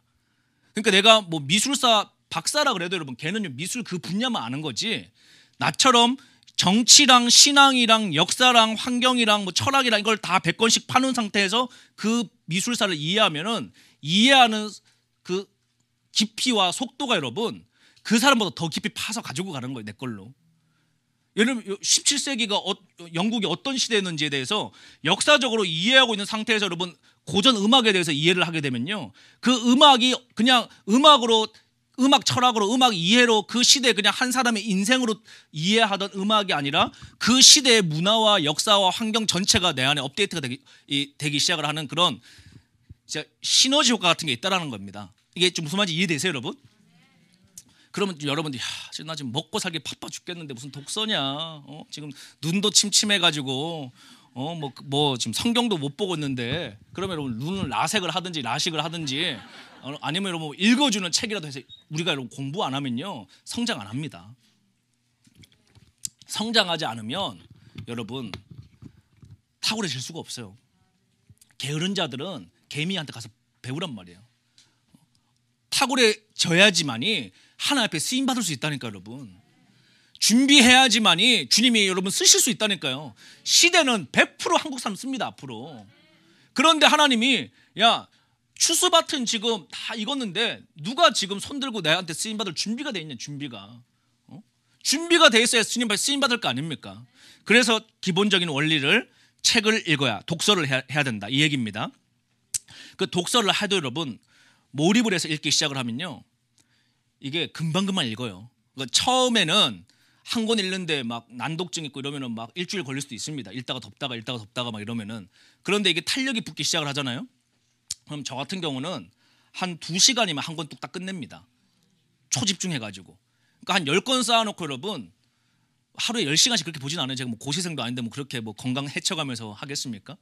그냥 일주일에 한 3일 정도만 그러니까 6시간 정도만 시간 내서 한 6시간, 8시간 2시간 이것도 그냥 쫙 하면은 집중력 좋을 때는 하는데 뭐 일하다 보면 뭐 할 게 많으니까 한 50분씩만 집중해가지고 여러분 쫙 읽어도요 하루에 한 권씩 떼요 2시간이면. 그러면 밑줄 치고 쭉 정보 해놓죠. 정리해놓죠. 그렇게 하면 이게 계속 업데이트 됩니다. 경제 분야, 정치 분야, 국제관계 분야, 외교 분야, 환경 분야 뭐 또 제가 관심 있는 뭐 미술 분야, 서양사 분야, 국내 역사 분야 이게 쫙 해놓고 커피 한 잔 먹으면서 여러분 산책을 쭉 하면요 설교 한 3편 4편씩 나와요. 그리고 말씀 보잖아요. 그러면 이게 통합적으로 쭉 지혜와 계시가 열립니다. 그리고 뭘 딱 봐도 쟤네들이 요새 어떤 트렌드구나 어떤 거구나 이게 계속 저에게는 독서처럼 느껴지는 거예요. 데이터가 업데이트 되니까 쟤네들이 어떤 지금 스피릿을 움직이고 있구나 어떤 것을 가는 거. 그래서 여러분 제가 그랬잖아요. 강남을 이기는 방법이 있다고. 완전히 한 방에 보낼 수 있는 골리앗 때려잡는 물맷돌이 있다고. 자, 두 번째, 이 집중해서 독서만 하면 안 됩니다. 기도만 하면 안 되고 기도 반드시 해야 되는데 제가 어느 날 기도에 너무 빠져가지고 맨날 8시간씩 기도만 하고 있는데 아무 일도 안 일어나는 거예요. 그래서 하나님 앞에 막 따지고 아니 주님 이렇게 기도를 하는데 왜 아무 일도 안 일어납니까? 그러니까 성령께서 제 마음에 주시기를 야 뭐 씨를 뿌려야지 나도 도와주지. 씨를 뿌려 움직이라는 거 움직여. 그래서 여러분 두 번째는요 뭘 해야 되느냐 액션을 do it을 해야 돼. do it. 이 두잇 해야 됩니다. 그런데 어떤 걸 하면 좋은가 하면 여러분 자존심 내려놓고 육체 노동을 하면 참 좋아요. 예? 우리가 생각할 때 내가 그래도 어느 대학 나왔는데 어떻게 내가 그런 일을 해? 그게 내 자아라 그랬죠. 그거 깨부셔야 주님이 쓰실 수 있어요. 아니 뭐 선교지 가가지고 내가 뭐 어느 대학 뭐 따지게 생겼어요. 여러분 생명 살리는데 주님이 쓰임 받아야 되는데 내가 낮은 한계를 못 뚫으면 높은 한계도 못 치고 나가면 내가 감히 어떻게 저걸 합니까? 그래서 주님은 아래쪽 위쪽 스펙 다 깨길 원해요. 첫 번째 훈련은 밑에부터 깨부셔야 됩니다. 제가 여러분 딱 책 쓰고요 10방을 집회 나가려고 했는데 성령님 저한테 요구하셨던 건요, 교회 화장실 가서 청소하라는 거. 화장실 청소해라, 토요일날. 제 나이 그때 29입니다. 주님, 제가 왜요? 이 생각이 안 나오겠어요 여러분? 그 믿음은 순종이라고 그랬죠. 그냥 화장실 청소하는 거예요, 열심히 기쁜 마음으로. 평생 할 것도 아닌데. 그런데 여러분 그걸 하면서요 얼마나 얻어지는 유익이 많은지 모릅니다. 여러모로 식당 일하면서 여러분 음식물 하면서 뭐 이거 접시 닦기 하면서 이런 육체 노동을 하다 보면요, 하여튼 얻어지는 효과가 많아요. 그래서 하여튼 저는 여러분들에게 뭐든지, 아직 여러분 손발이 멀쩡하시다 그러면은 그냥 앉아가지고 스마트폰에 유튜브만 자꾸 클릭하지 말고 하루에 이틀이라도 나가서 뭐라도 한번 해보세요. 현실이 어떤지 감을 좀 알아야 돼요 여러분. 편의점 가가지고 일을 해보든지, 여러분 어디 가가지고 뭐 다른 일에 저 집을 청소해주는 일을 알바를 해본다든지, 하다못해 그 육체 노동, 내 스펙하고 상관없이 그걸 통해 가지고 여러분, 그리고 말씀을 읽으면서 주님 앞에 나아가면요 정말 하나님께서 그 깊이 있게 생활 현장에서 여러분 깨닫게 해주시고요, 내 안에 역량이 막 강화되기 시작하고. 나는 못할 게 없어. 나는 택배 배달을 해본다든지 저기 물류창고 가가지고 택배 배달을 해본다든지, 그게 여러분 노동력으로 끝나는 게 아닙니다. 왜 그런 줄 아세요? 그걸 통해 가지고 뭐를 키우게 되는가 하면요, 문제 해결 능력을 키우게 됩니다. 문제 해결 능력.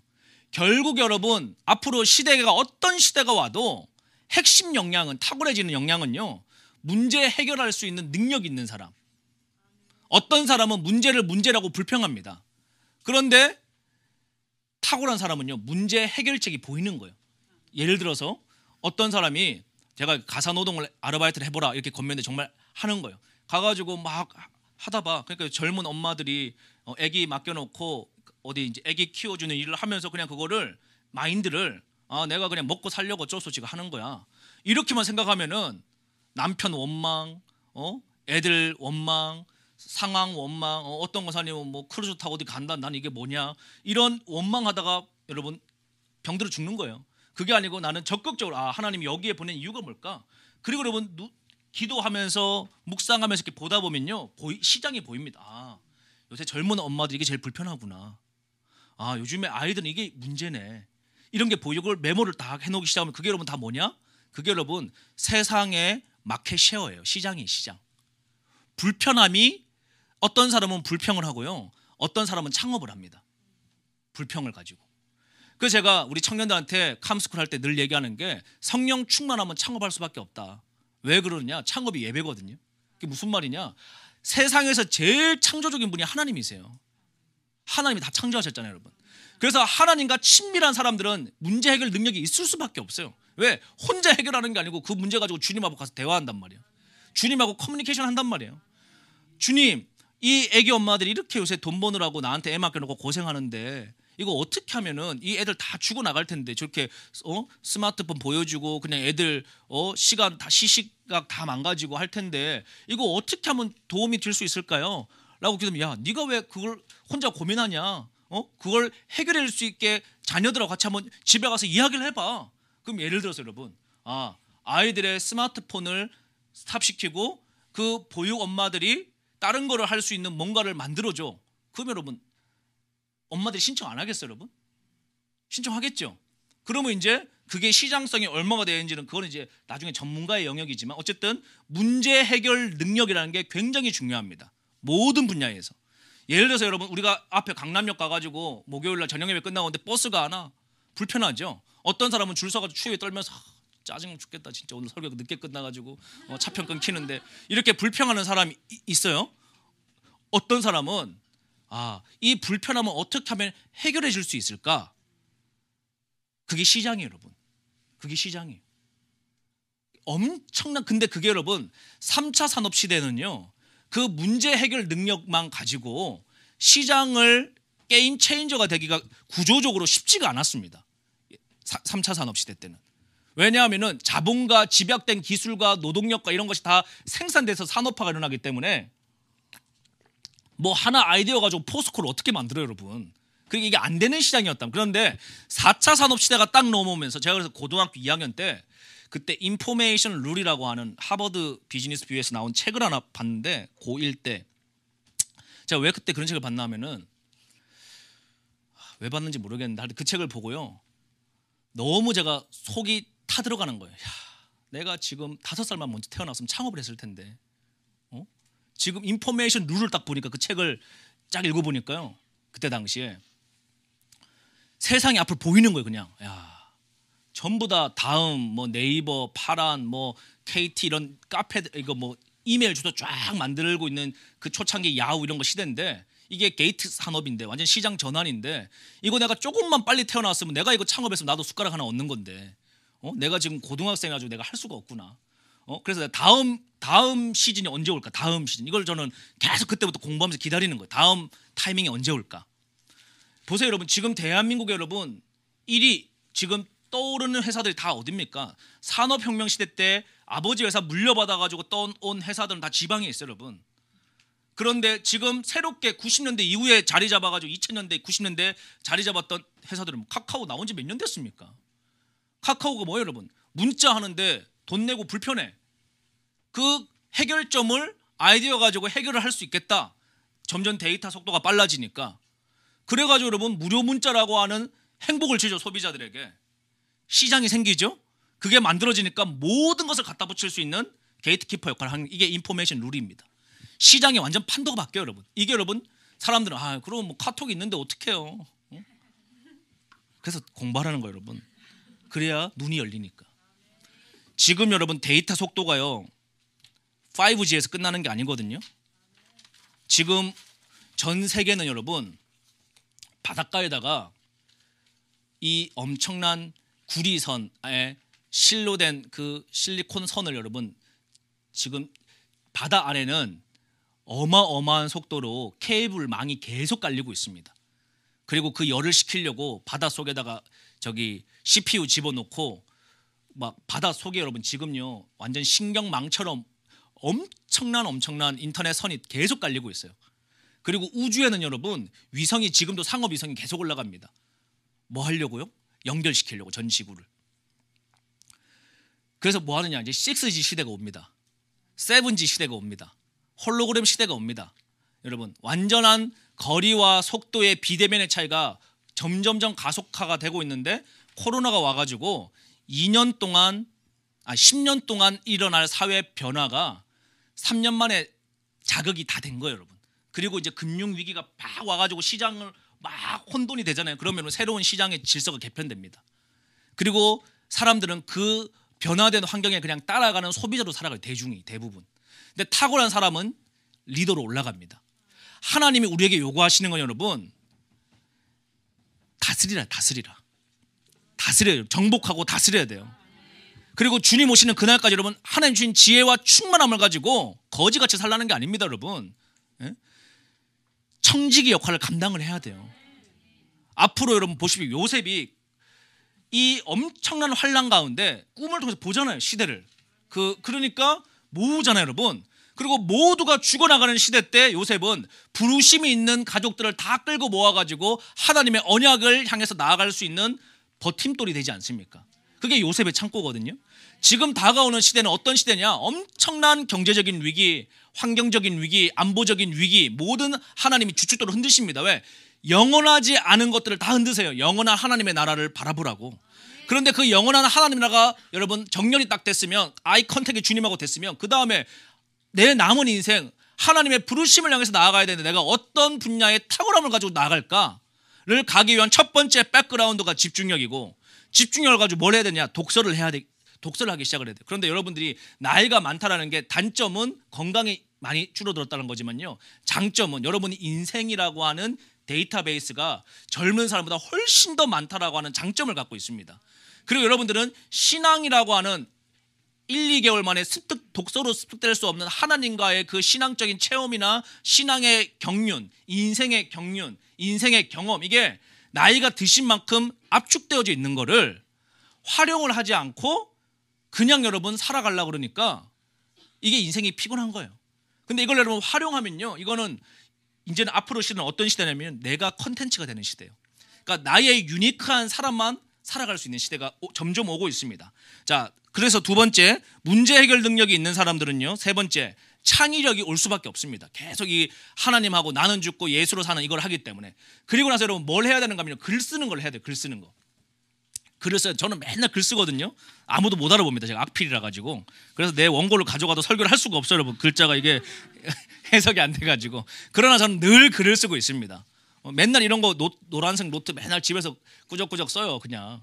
그러다가 어느 날 필 꽂히면 타이핑 치고 글을 계속 씁니다. 책은 출간은 안 하고 있지만은. 그래서 계속 글을 쓰면서 뭐 하느냐? 내가 이번 한 주 동안에 깨닫고 보고 들었던 것들을 아웃풋을 해야 돼요, 여러분. 내 언어로. 그러면 여러분 내가 알았다고 생각되는 게 알고 있는 게 아니에요. 그럼 다시 펴봐가지고 내가 이거 이해했다고 생각했는데 내가 이거 이해를 못하고 있구나. 글을 쓰고 다시 정리를 해보는 거예요, 나름대로. 그리고 매일매일 저녁마다 뭐 하는 겁니까? 5분 정도 10분 정도. 이게 시간 여러분, 성장하는 시간은요 많은 시간이 필요한 게 아니라 집중되고 몰입된 질 높은 소수의 시간이 필요합니다. 그냥 멍 때리고 넷플릭스 보면 여러분 1시간 그냥 가잖아요. 그냥 아무 생각 없이 여러분 카카오톡 들어가가지고 쓸데없는 거 하고 인스타그램 들어가가지고 이상한 거 뭐 좋아요 누르고 뭐 이거 하면 여러분 한두 시간 그냥 날아가잖아요. 쓰레기 같은 시간. 그 시간 줄여가지고 여러분 독서할 시간이 없다? 그럼 여러분 신앙생활 정말 하나 앞에 여러분 나중에 혼나요, 혼나. 그 정도의 성실함이 없이는. 독서해야 되죠. 그 다음에 하루에 잠자기 전에 5분도 내가 주님 앞에 나를 점검할 시간이 없다? 그건 완전 핑계입니다, 여러분. 주님 앞에 딱 앉아가지고 하루를 반성해 보는 거예요. 내가 오늘 아침에 이런 말씀 받았는데 내가 오늘 하루 어떻게 했나 복기를 해봐야 돼. 그걸 써야 돼요, 여러분. 생각만 하면 안 되고 내 말로. 그러면서 여러분 처음엔 어렵죠. 쓰다 보면요 문장력이 생깁니다. 그리고 독서를 하고 있기 때문에요 이렇게 한 6개월에서 1년 지나면 어휘력이 달라져요. 언어에 대한 사용하는 이 분위기가 달라집니다. 그래서 내가 예를 들어서 오늘 요새 역사 관련 책을 한 100권 읽고 몰입해서 읽고 있다. 그럼 언어의 역사 언어들이 계속 나오겠죠, 당연히. 내가 문학을 읽고 있다, 문학이 나오겠죠. 경제를 보고 있다, 경제로 풀어지겠죠. 그런데 성경을 날마다 읽고 있기 때문에 이 성경적 언어가 여러분 문학적으로, 경제적으로, 심리적으로, 철학적으로, 역사적으로 다 연계돼가지고 풀어지기 시작을 합니다. 그러니까 통합적인 사람이 되는데 이런 일을 하는 사람이 아무도 없는 거예요, 제가 보니까. 어느 한 분야만 파고 있는 거지. 그래서 이게 여러분 그래서 제가 그래서 블루오션이에요, 블루오션. 하나님의 나라는 블루오션이라니까. 아무도 침노하는 사람이 없는 거 제가 볼 때. 다 그냥 지 혼자 먹고 살겠다고 여러분 내 힘으로 살겠다고 그러는데 주님은 야 여기는 지금 깃발 꽂는 사람이 없어. 여러분 우리가 어떤 한 분야의 0.1%는요 그냥 100권 책 읽어갖고는 안 됩니다. 그건 정말 재능도 있어야 되고요, 노력도 있어야 되고요, 하나님 주신 달란트도 있어야 돼요. 그런데 각 분야마다 500권의 책을 읽는 건요 재능이 없어도 할 수 있어요. 그런데 그렇게 읽다 보면 나만의 재능이 생깁니다. 아무도 모방할 수 없는. 예를 들어서 서양사 100권 읽고 신앙 100권 읽고 경제 관련 100권 읽고 역사 100권 읽고 여러분 미래 관련된 책 100권 읽고 이렇게 읽은 사람은 여러분 미술사 전문가보다도 더 탁월함이 있어요. 이 사람에게는. 역사보다도 더 통합적으로 시대를 볼 수 있는 눈들이 안목이라는 게 생기기 때문에.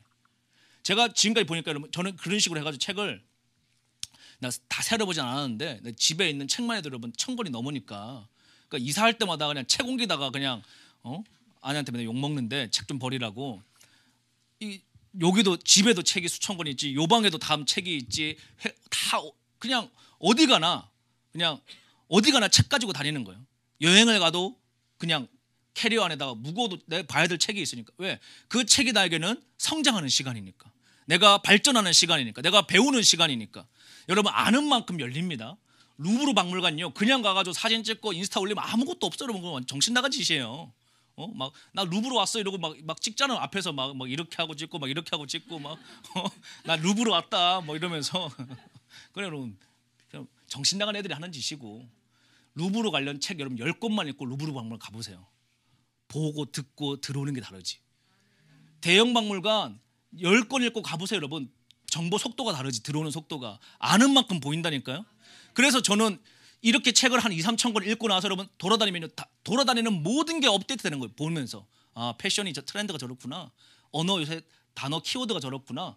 이게 그냥 쭉쭉쭉 읽히는데 매일마다 뭘로 정렬시키는 겁니까? 말씀 통해서 확인하는 거예요. 말씀 통해서.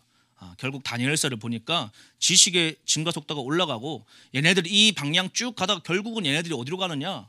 여러분 뭐 통합하는 줄 아세요? 적그리스도는요 군사, 식량, 에너지, 최종적으로 적그리스도가 통합하려고 하는 건 정보입니다. 정보. 왜? 정보를 통합하면요 사생활이 없어지거든요. 그래서 지금은 정보 통합 전쟁이에요. 중국하고 미국하고. 그래서 그게 반도체나 뭐 치포 동맹이나 뭐 여러 가지로 일어나고 있는데, 에너지도 지금 어저께 보니까 뭐 사우디아라비아, 중국 뭐 갔는데 막 뭐 전투기 쏘고 해서 와 뭐 멋있다 뭐 이런, 그냥 그거는 뭐 바보들이 그런 거 보는 거예요. 이게 무슨 얘기냐? 미국이 여러분 G1인데 에너지 정책을 바꾸고 있어요. 아, 이제 석유 산업 시대를 탈피하고 전기 산업 시대로 바꾼다. 그게 ESG 경영입니다. 미국이 바꾼다는, 왜 바꿔? 중국은 전체적인 산업 구조가 석유 중심이야. 그럼 중국을 따라오지 못하게 만들려 그러면은 뭘 가야 돼? 에너지 시스템을 바꿀 거야. 그랬더니 서운한 게 사우디아라비아인 겁니다. 이해되세요, 여러분? 그런데 아직은 완전히 제끼면 안 돼. 아직까지는 주력도 석유도 쓰고 있으니까. 그런데 얘가 제껴도 좋아. 왜? 미국 안에 셰일가스가 차고 넘치거든. 세계 1위 배정량입니다. 안 써서 그렇지. 대체 에너지 있죠? 제껴 놓죠. 점점 이제 내 핵심 역량을 아웃소싱 시키지 않고 가져오면서 미국은 뭐 하느냐? 완전 퀸텀 점핑을 하려고 나아가는데 정보 역량 모으는 거. 그런데 여러분 최종적으로 이렇게 모으다 보면 결국 역사의 방향은요,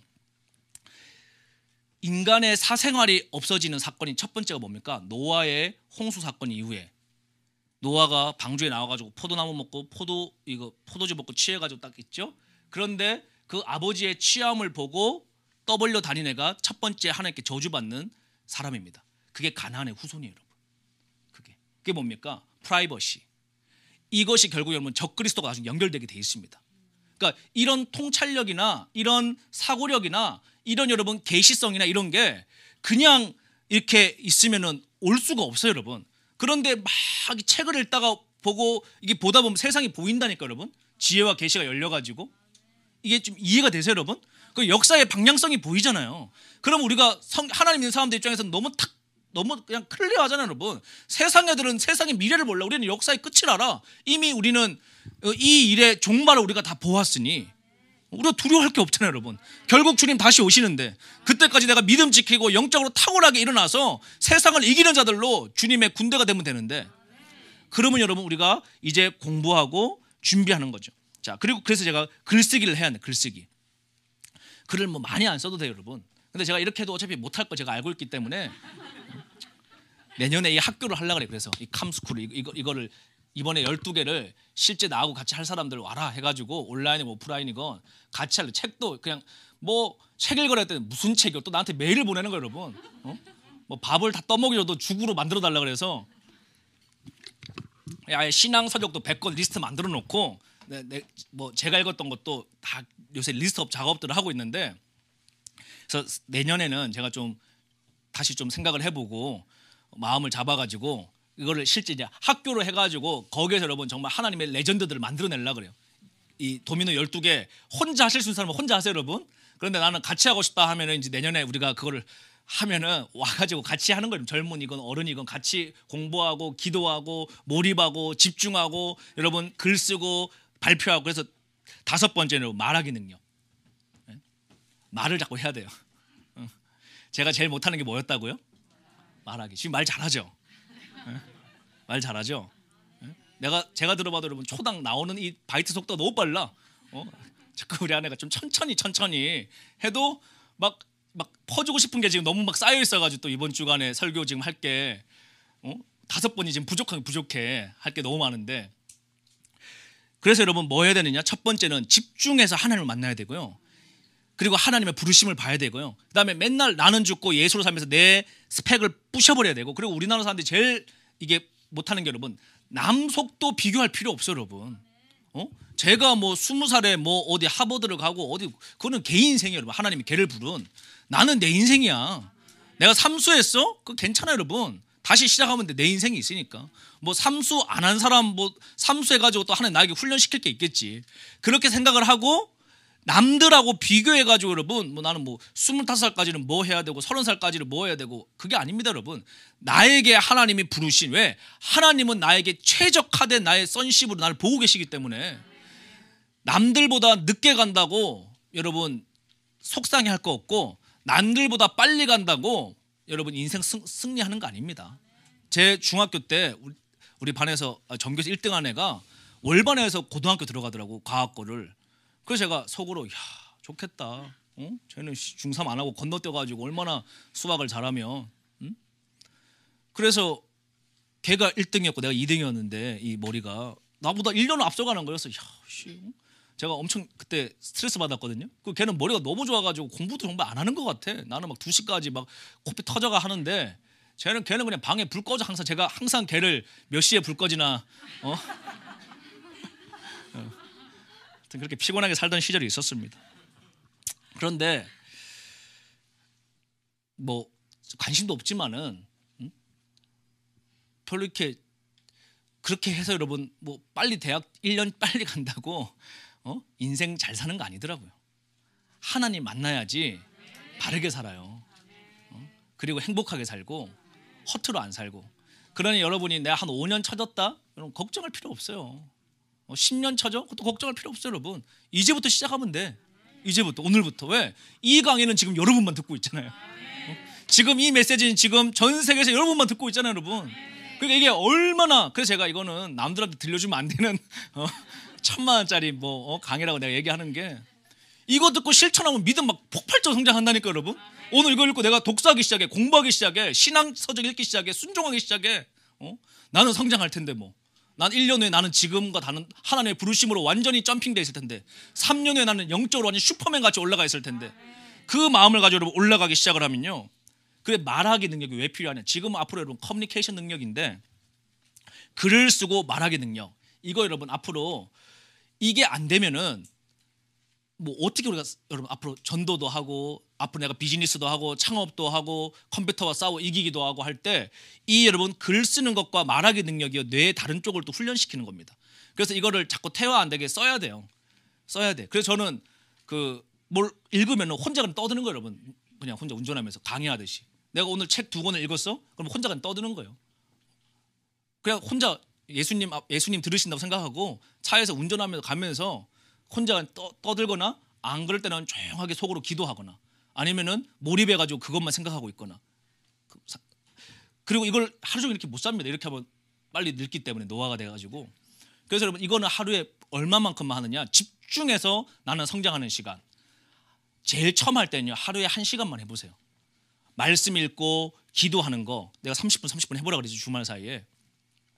이거를 나는 성장한다, 나는 무조건 성장한다, 나 성장하지 않으면 죽는 거예요 여러분.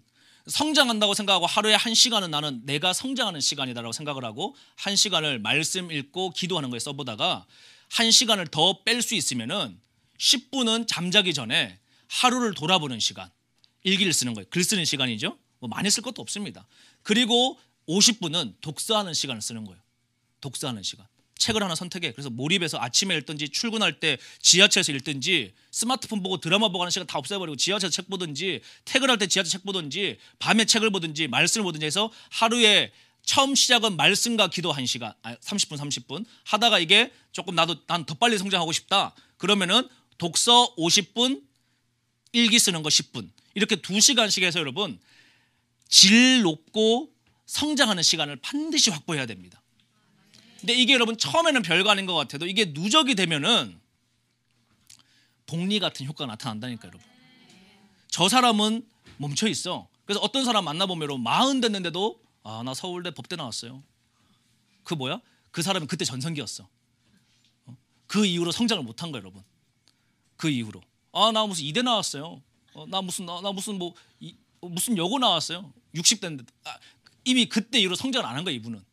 그런데 여러분 지금도 성장하고 있는 사람들은요, 그냥 계속 앞날을 향해서 나가는 겁니다. 앞날을 향해. 나는 지금 나 계속 공부하고 있으니까, 계속 성장하고 있으니까. 여러분 이러한 일들이 여러분의 삶 가운데 있을 수 있기를, 이게 지금 탁월함으로 가는 방법입니다. 예를 들어서 내가 북한을 알고 싶어? 북한 책 100권만 사다 읽어봐 여러분. 그냥 멍하게 통일되겠지, 난 선교해야지, 뭐 북한이 뭐 동네가 어딘지 이름도 몰라, 지명도. 뭐 어떻게 한다는 거예요. 그런데 치밀하게 나는 앞으로 3년 동안 북한 선교 준비하라고 그랬으니까 주님이 북한 관련 책 200권 읽을 거다. 그리고 북한 사람 이해하려면 나 심리학 책 50권 읽을 거야. 이렇게 목표를 짜놓고 차근차근 읽어 나가면 여러분, 지금은 학벌이 필요한 시대가 아니에요 여러분. 뭐 학벌도 있으면 좋겠지만은 학벌로 이제는 이 세상을 못 이겨냅니다. 진짜 실력으로 이겨내는 거지. 여러분 강남에 뭐 어디 여러분 책 보러 갈 때 요새 뭐 학벌 봐요? 유튜브 들을 때 학벌 봅니까? 뭐 식당 갈 때 학벌 봐요 여러분? 아니에요. 맛있으면 그 집이 1등 되는 거예요, 여러분. 진짜면 그 집이 1위 되는 거예요. 이해되시죠? 그러니까 여러분 다른 거에 인생 허송세월 하지 말고 몰입을 하셔서 이 일에 쭉 나아가면, 내가 북한 관련 책 200권 읽어? 여러분 북한학 교수보다 더 박사입니다, 그 분야에. 그렇게 준비를 해나가시는 분. 내가 어디 이스라엘 관련 그냥 뭐 하지 말고 여러분 직접 책을 사가지고 읽고 공부하고, 여러분 영어 책이 좋은 게 많아? 그러면 여러분 구글 번역기 돌리면 한국말로 99% 번역돼요, 여러분. 그러니까 배워가지고 열심히 준비하실 수 있는 은혜가 있기를 원합니다. 자, 잠언 8장 17절 말씀인데요. 잠언 8장 17절.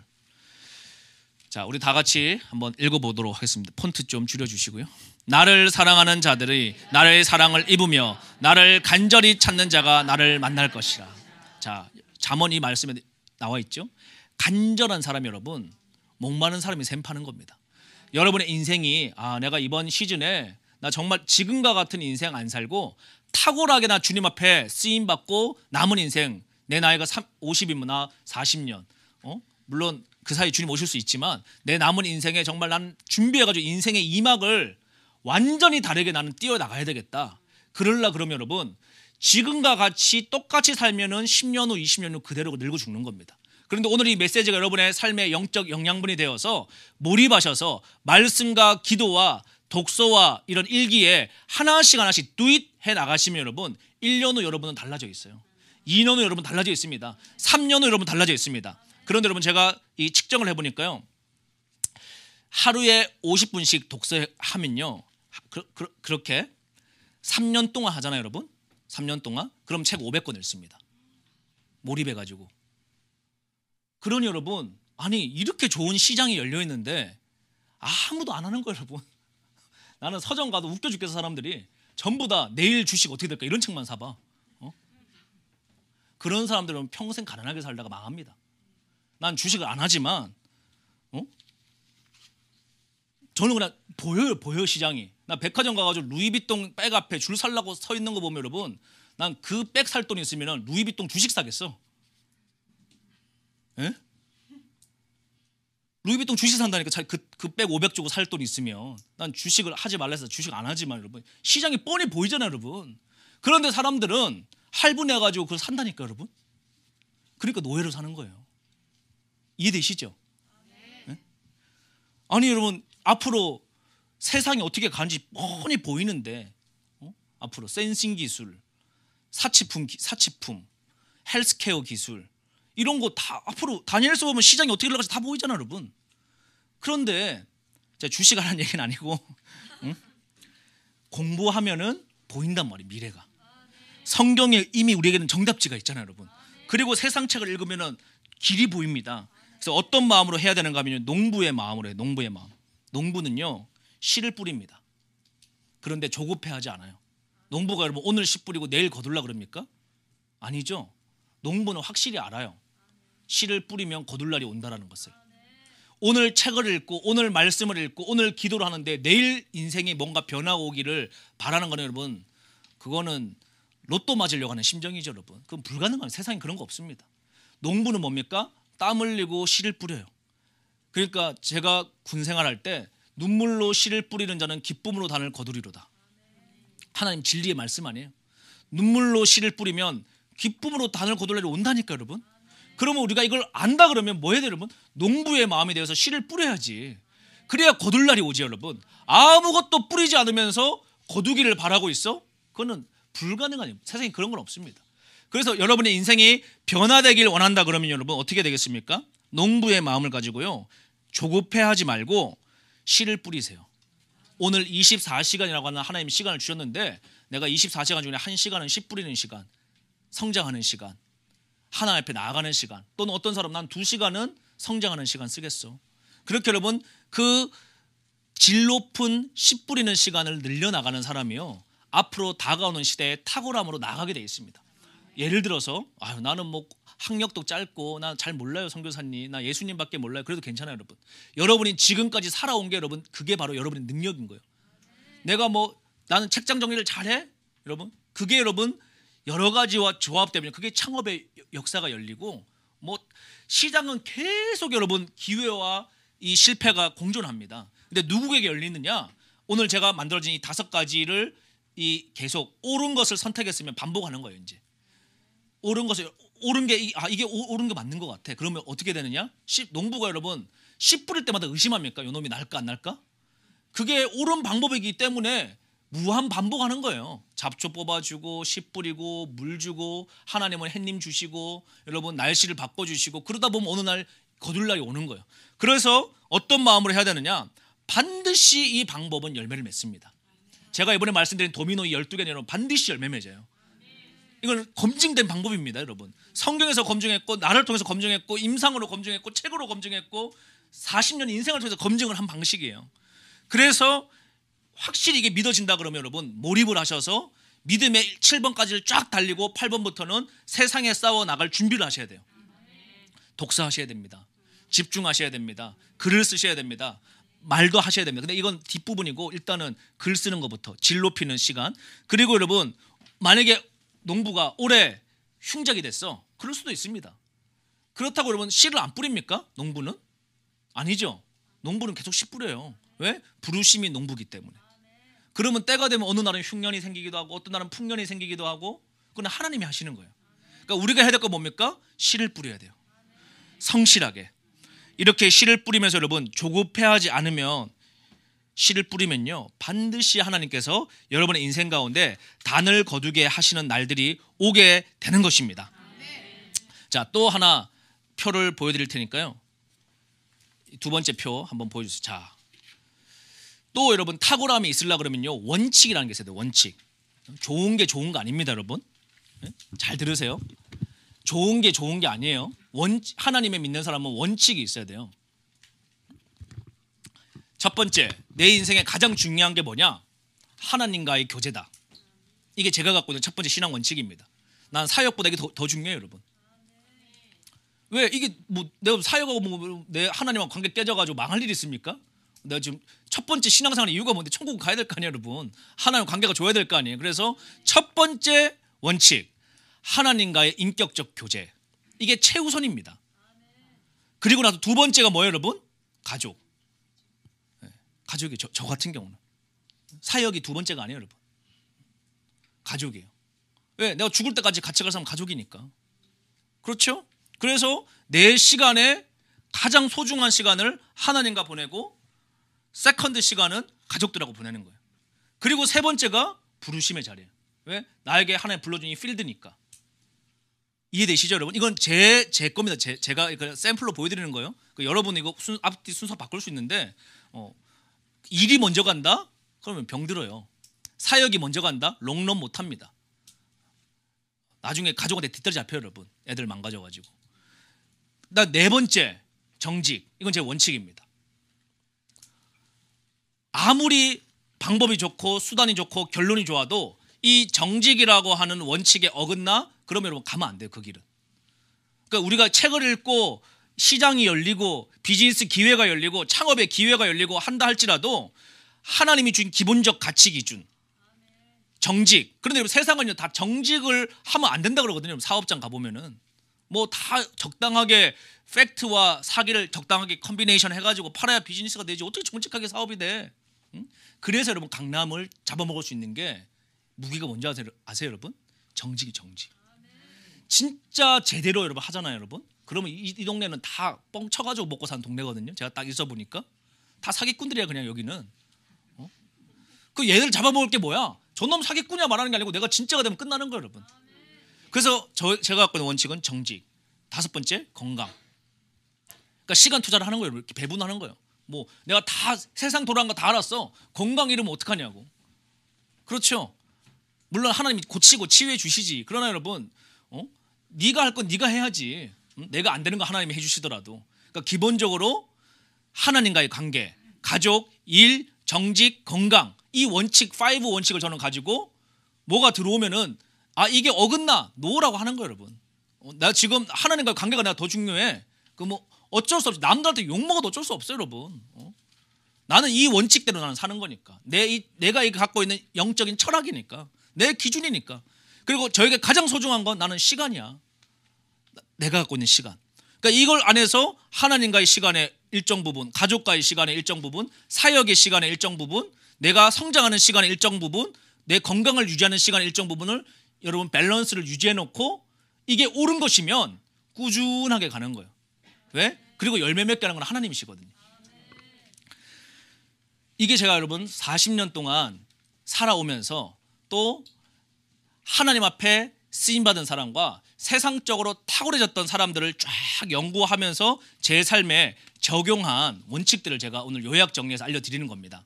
그런데 이 5가지의 원칙이 여러분 삶에 배일라 그러면요 60일 정도가 꾸준하게 반복되면 자동 탑재가 됩니다.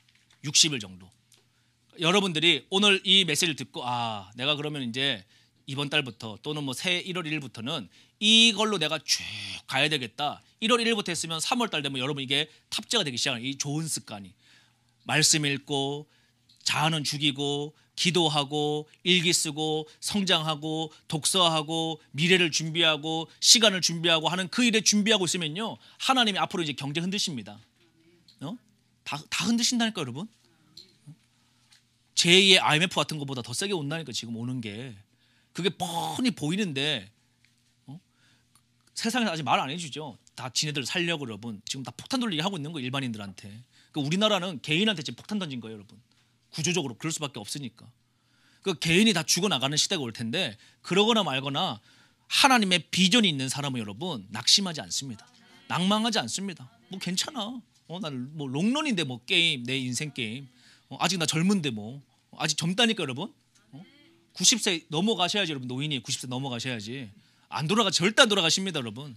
그러니까 뭐 나 이제 뭐 50 중반인데 나 이제 늙어가지고 나 은퇴 택도 없는 소리 여러분. 2배 더 돼 2배 아직. 지금 여러분 주님 안 오시면요 우리나라 저는 80년생은 여러분 우리나라 지금 국가에서 예측해 놓은 기대 수명이 여러분 남자 112세입니다. 나 주님 빨리 오시길 바라는 거 그랬어요 여러분. 112. 나 아직 인생의 3분의 1도 안 살았어. 여자는 117세. 물론 그 전에 주님 오시겠죠. 그런데 여러분 혹시나 우리의 예상보다 늦어지기 시작을 하면은 어떡하려고 그래요 여러분. 준비 안 하셨다가 믿음으로. 그래서 영적으로 여러분 준비 자기의 준비를 여러분 성장을 하셔야 될 줄 믿습니다. 그래서 이 내용을 인문적으로나 여러분 세속적으로 듣지 마시고 제가 이런 내용들을 쭉 읽어보고 또 제 삶에 이거를 적용해보고 하니까 이런 공통점들이 딱 나와요. 그런데 예수님 안 믿는 사람들도 성경적 원리에 그 사람들이 알았건 몰랐건 기반해가지고 다 세상이 움직이고 있는 겁니다. 그래서 그것을 다시 성경으로 가져와가지고 적용해보는 것은 굉장히 지혜로운 하나님의 방법이라고 할 수 있겠습니다. 그래서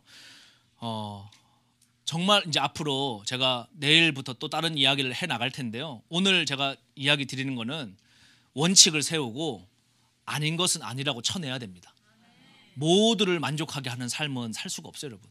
그거는 아무것도 못하는 여러분. 내 시간을 모두가 다 달라 그러는데 다 만나죠. 다 밥 먹어. 다 미팅해. 그럼 나는 뭐 언제 성장해 여러분.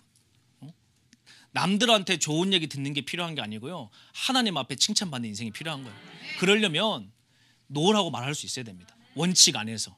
그리고 하나님이 마음 주시면 순종해야죠. 어떤 일이든지 간에. 그리고 성장해야 돼요.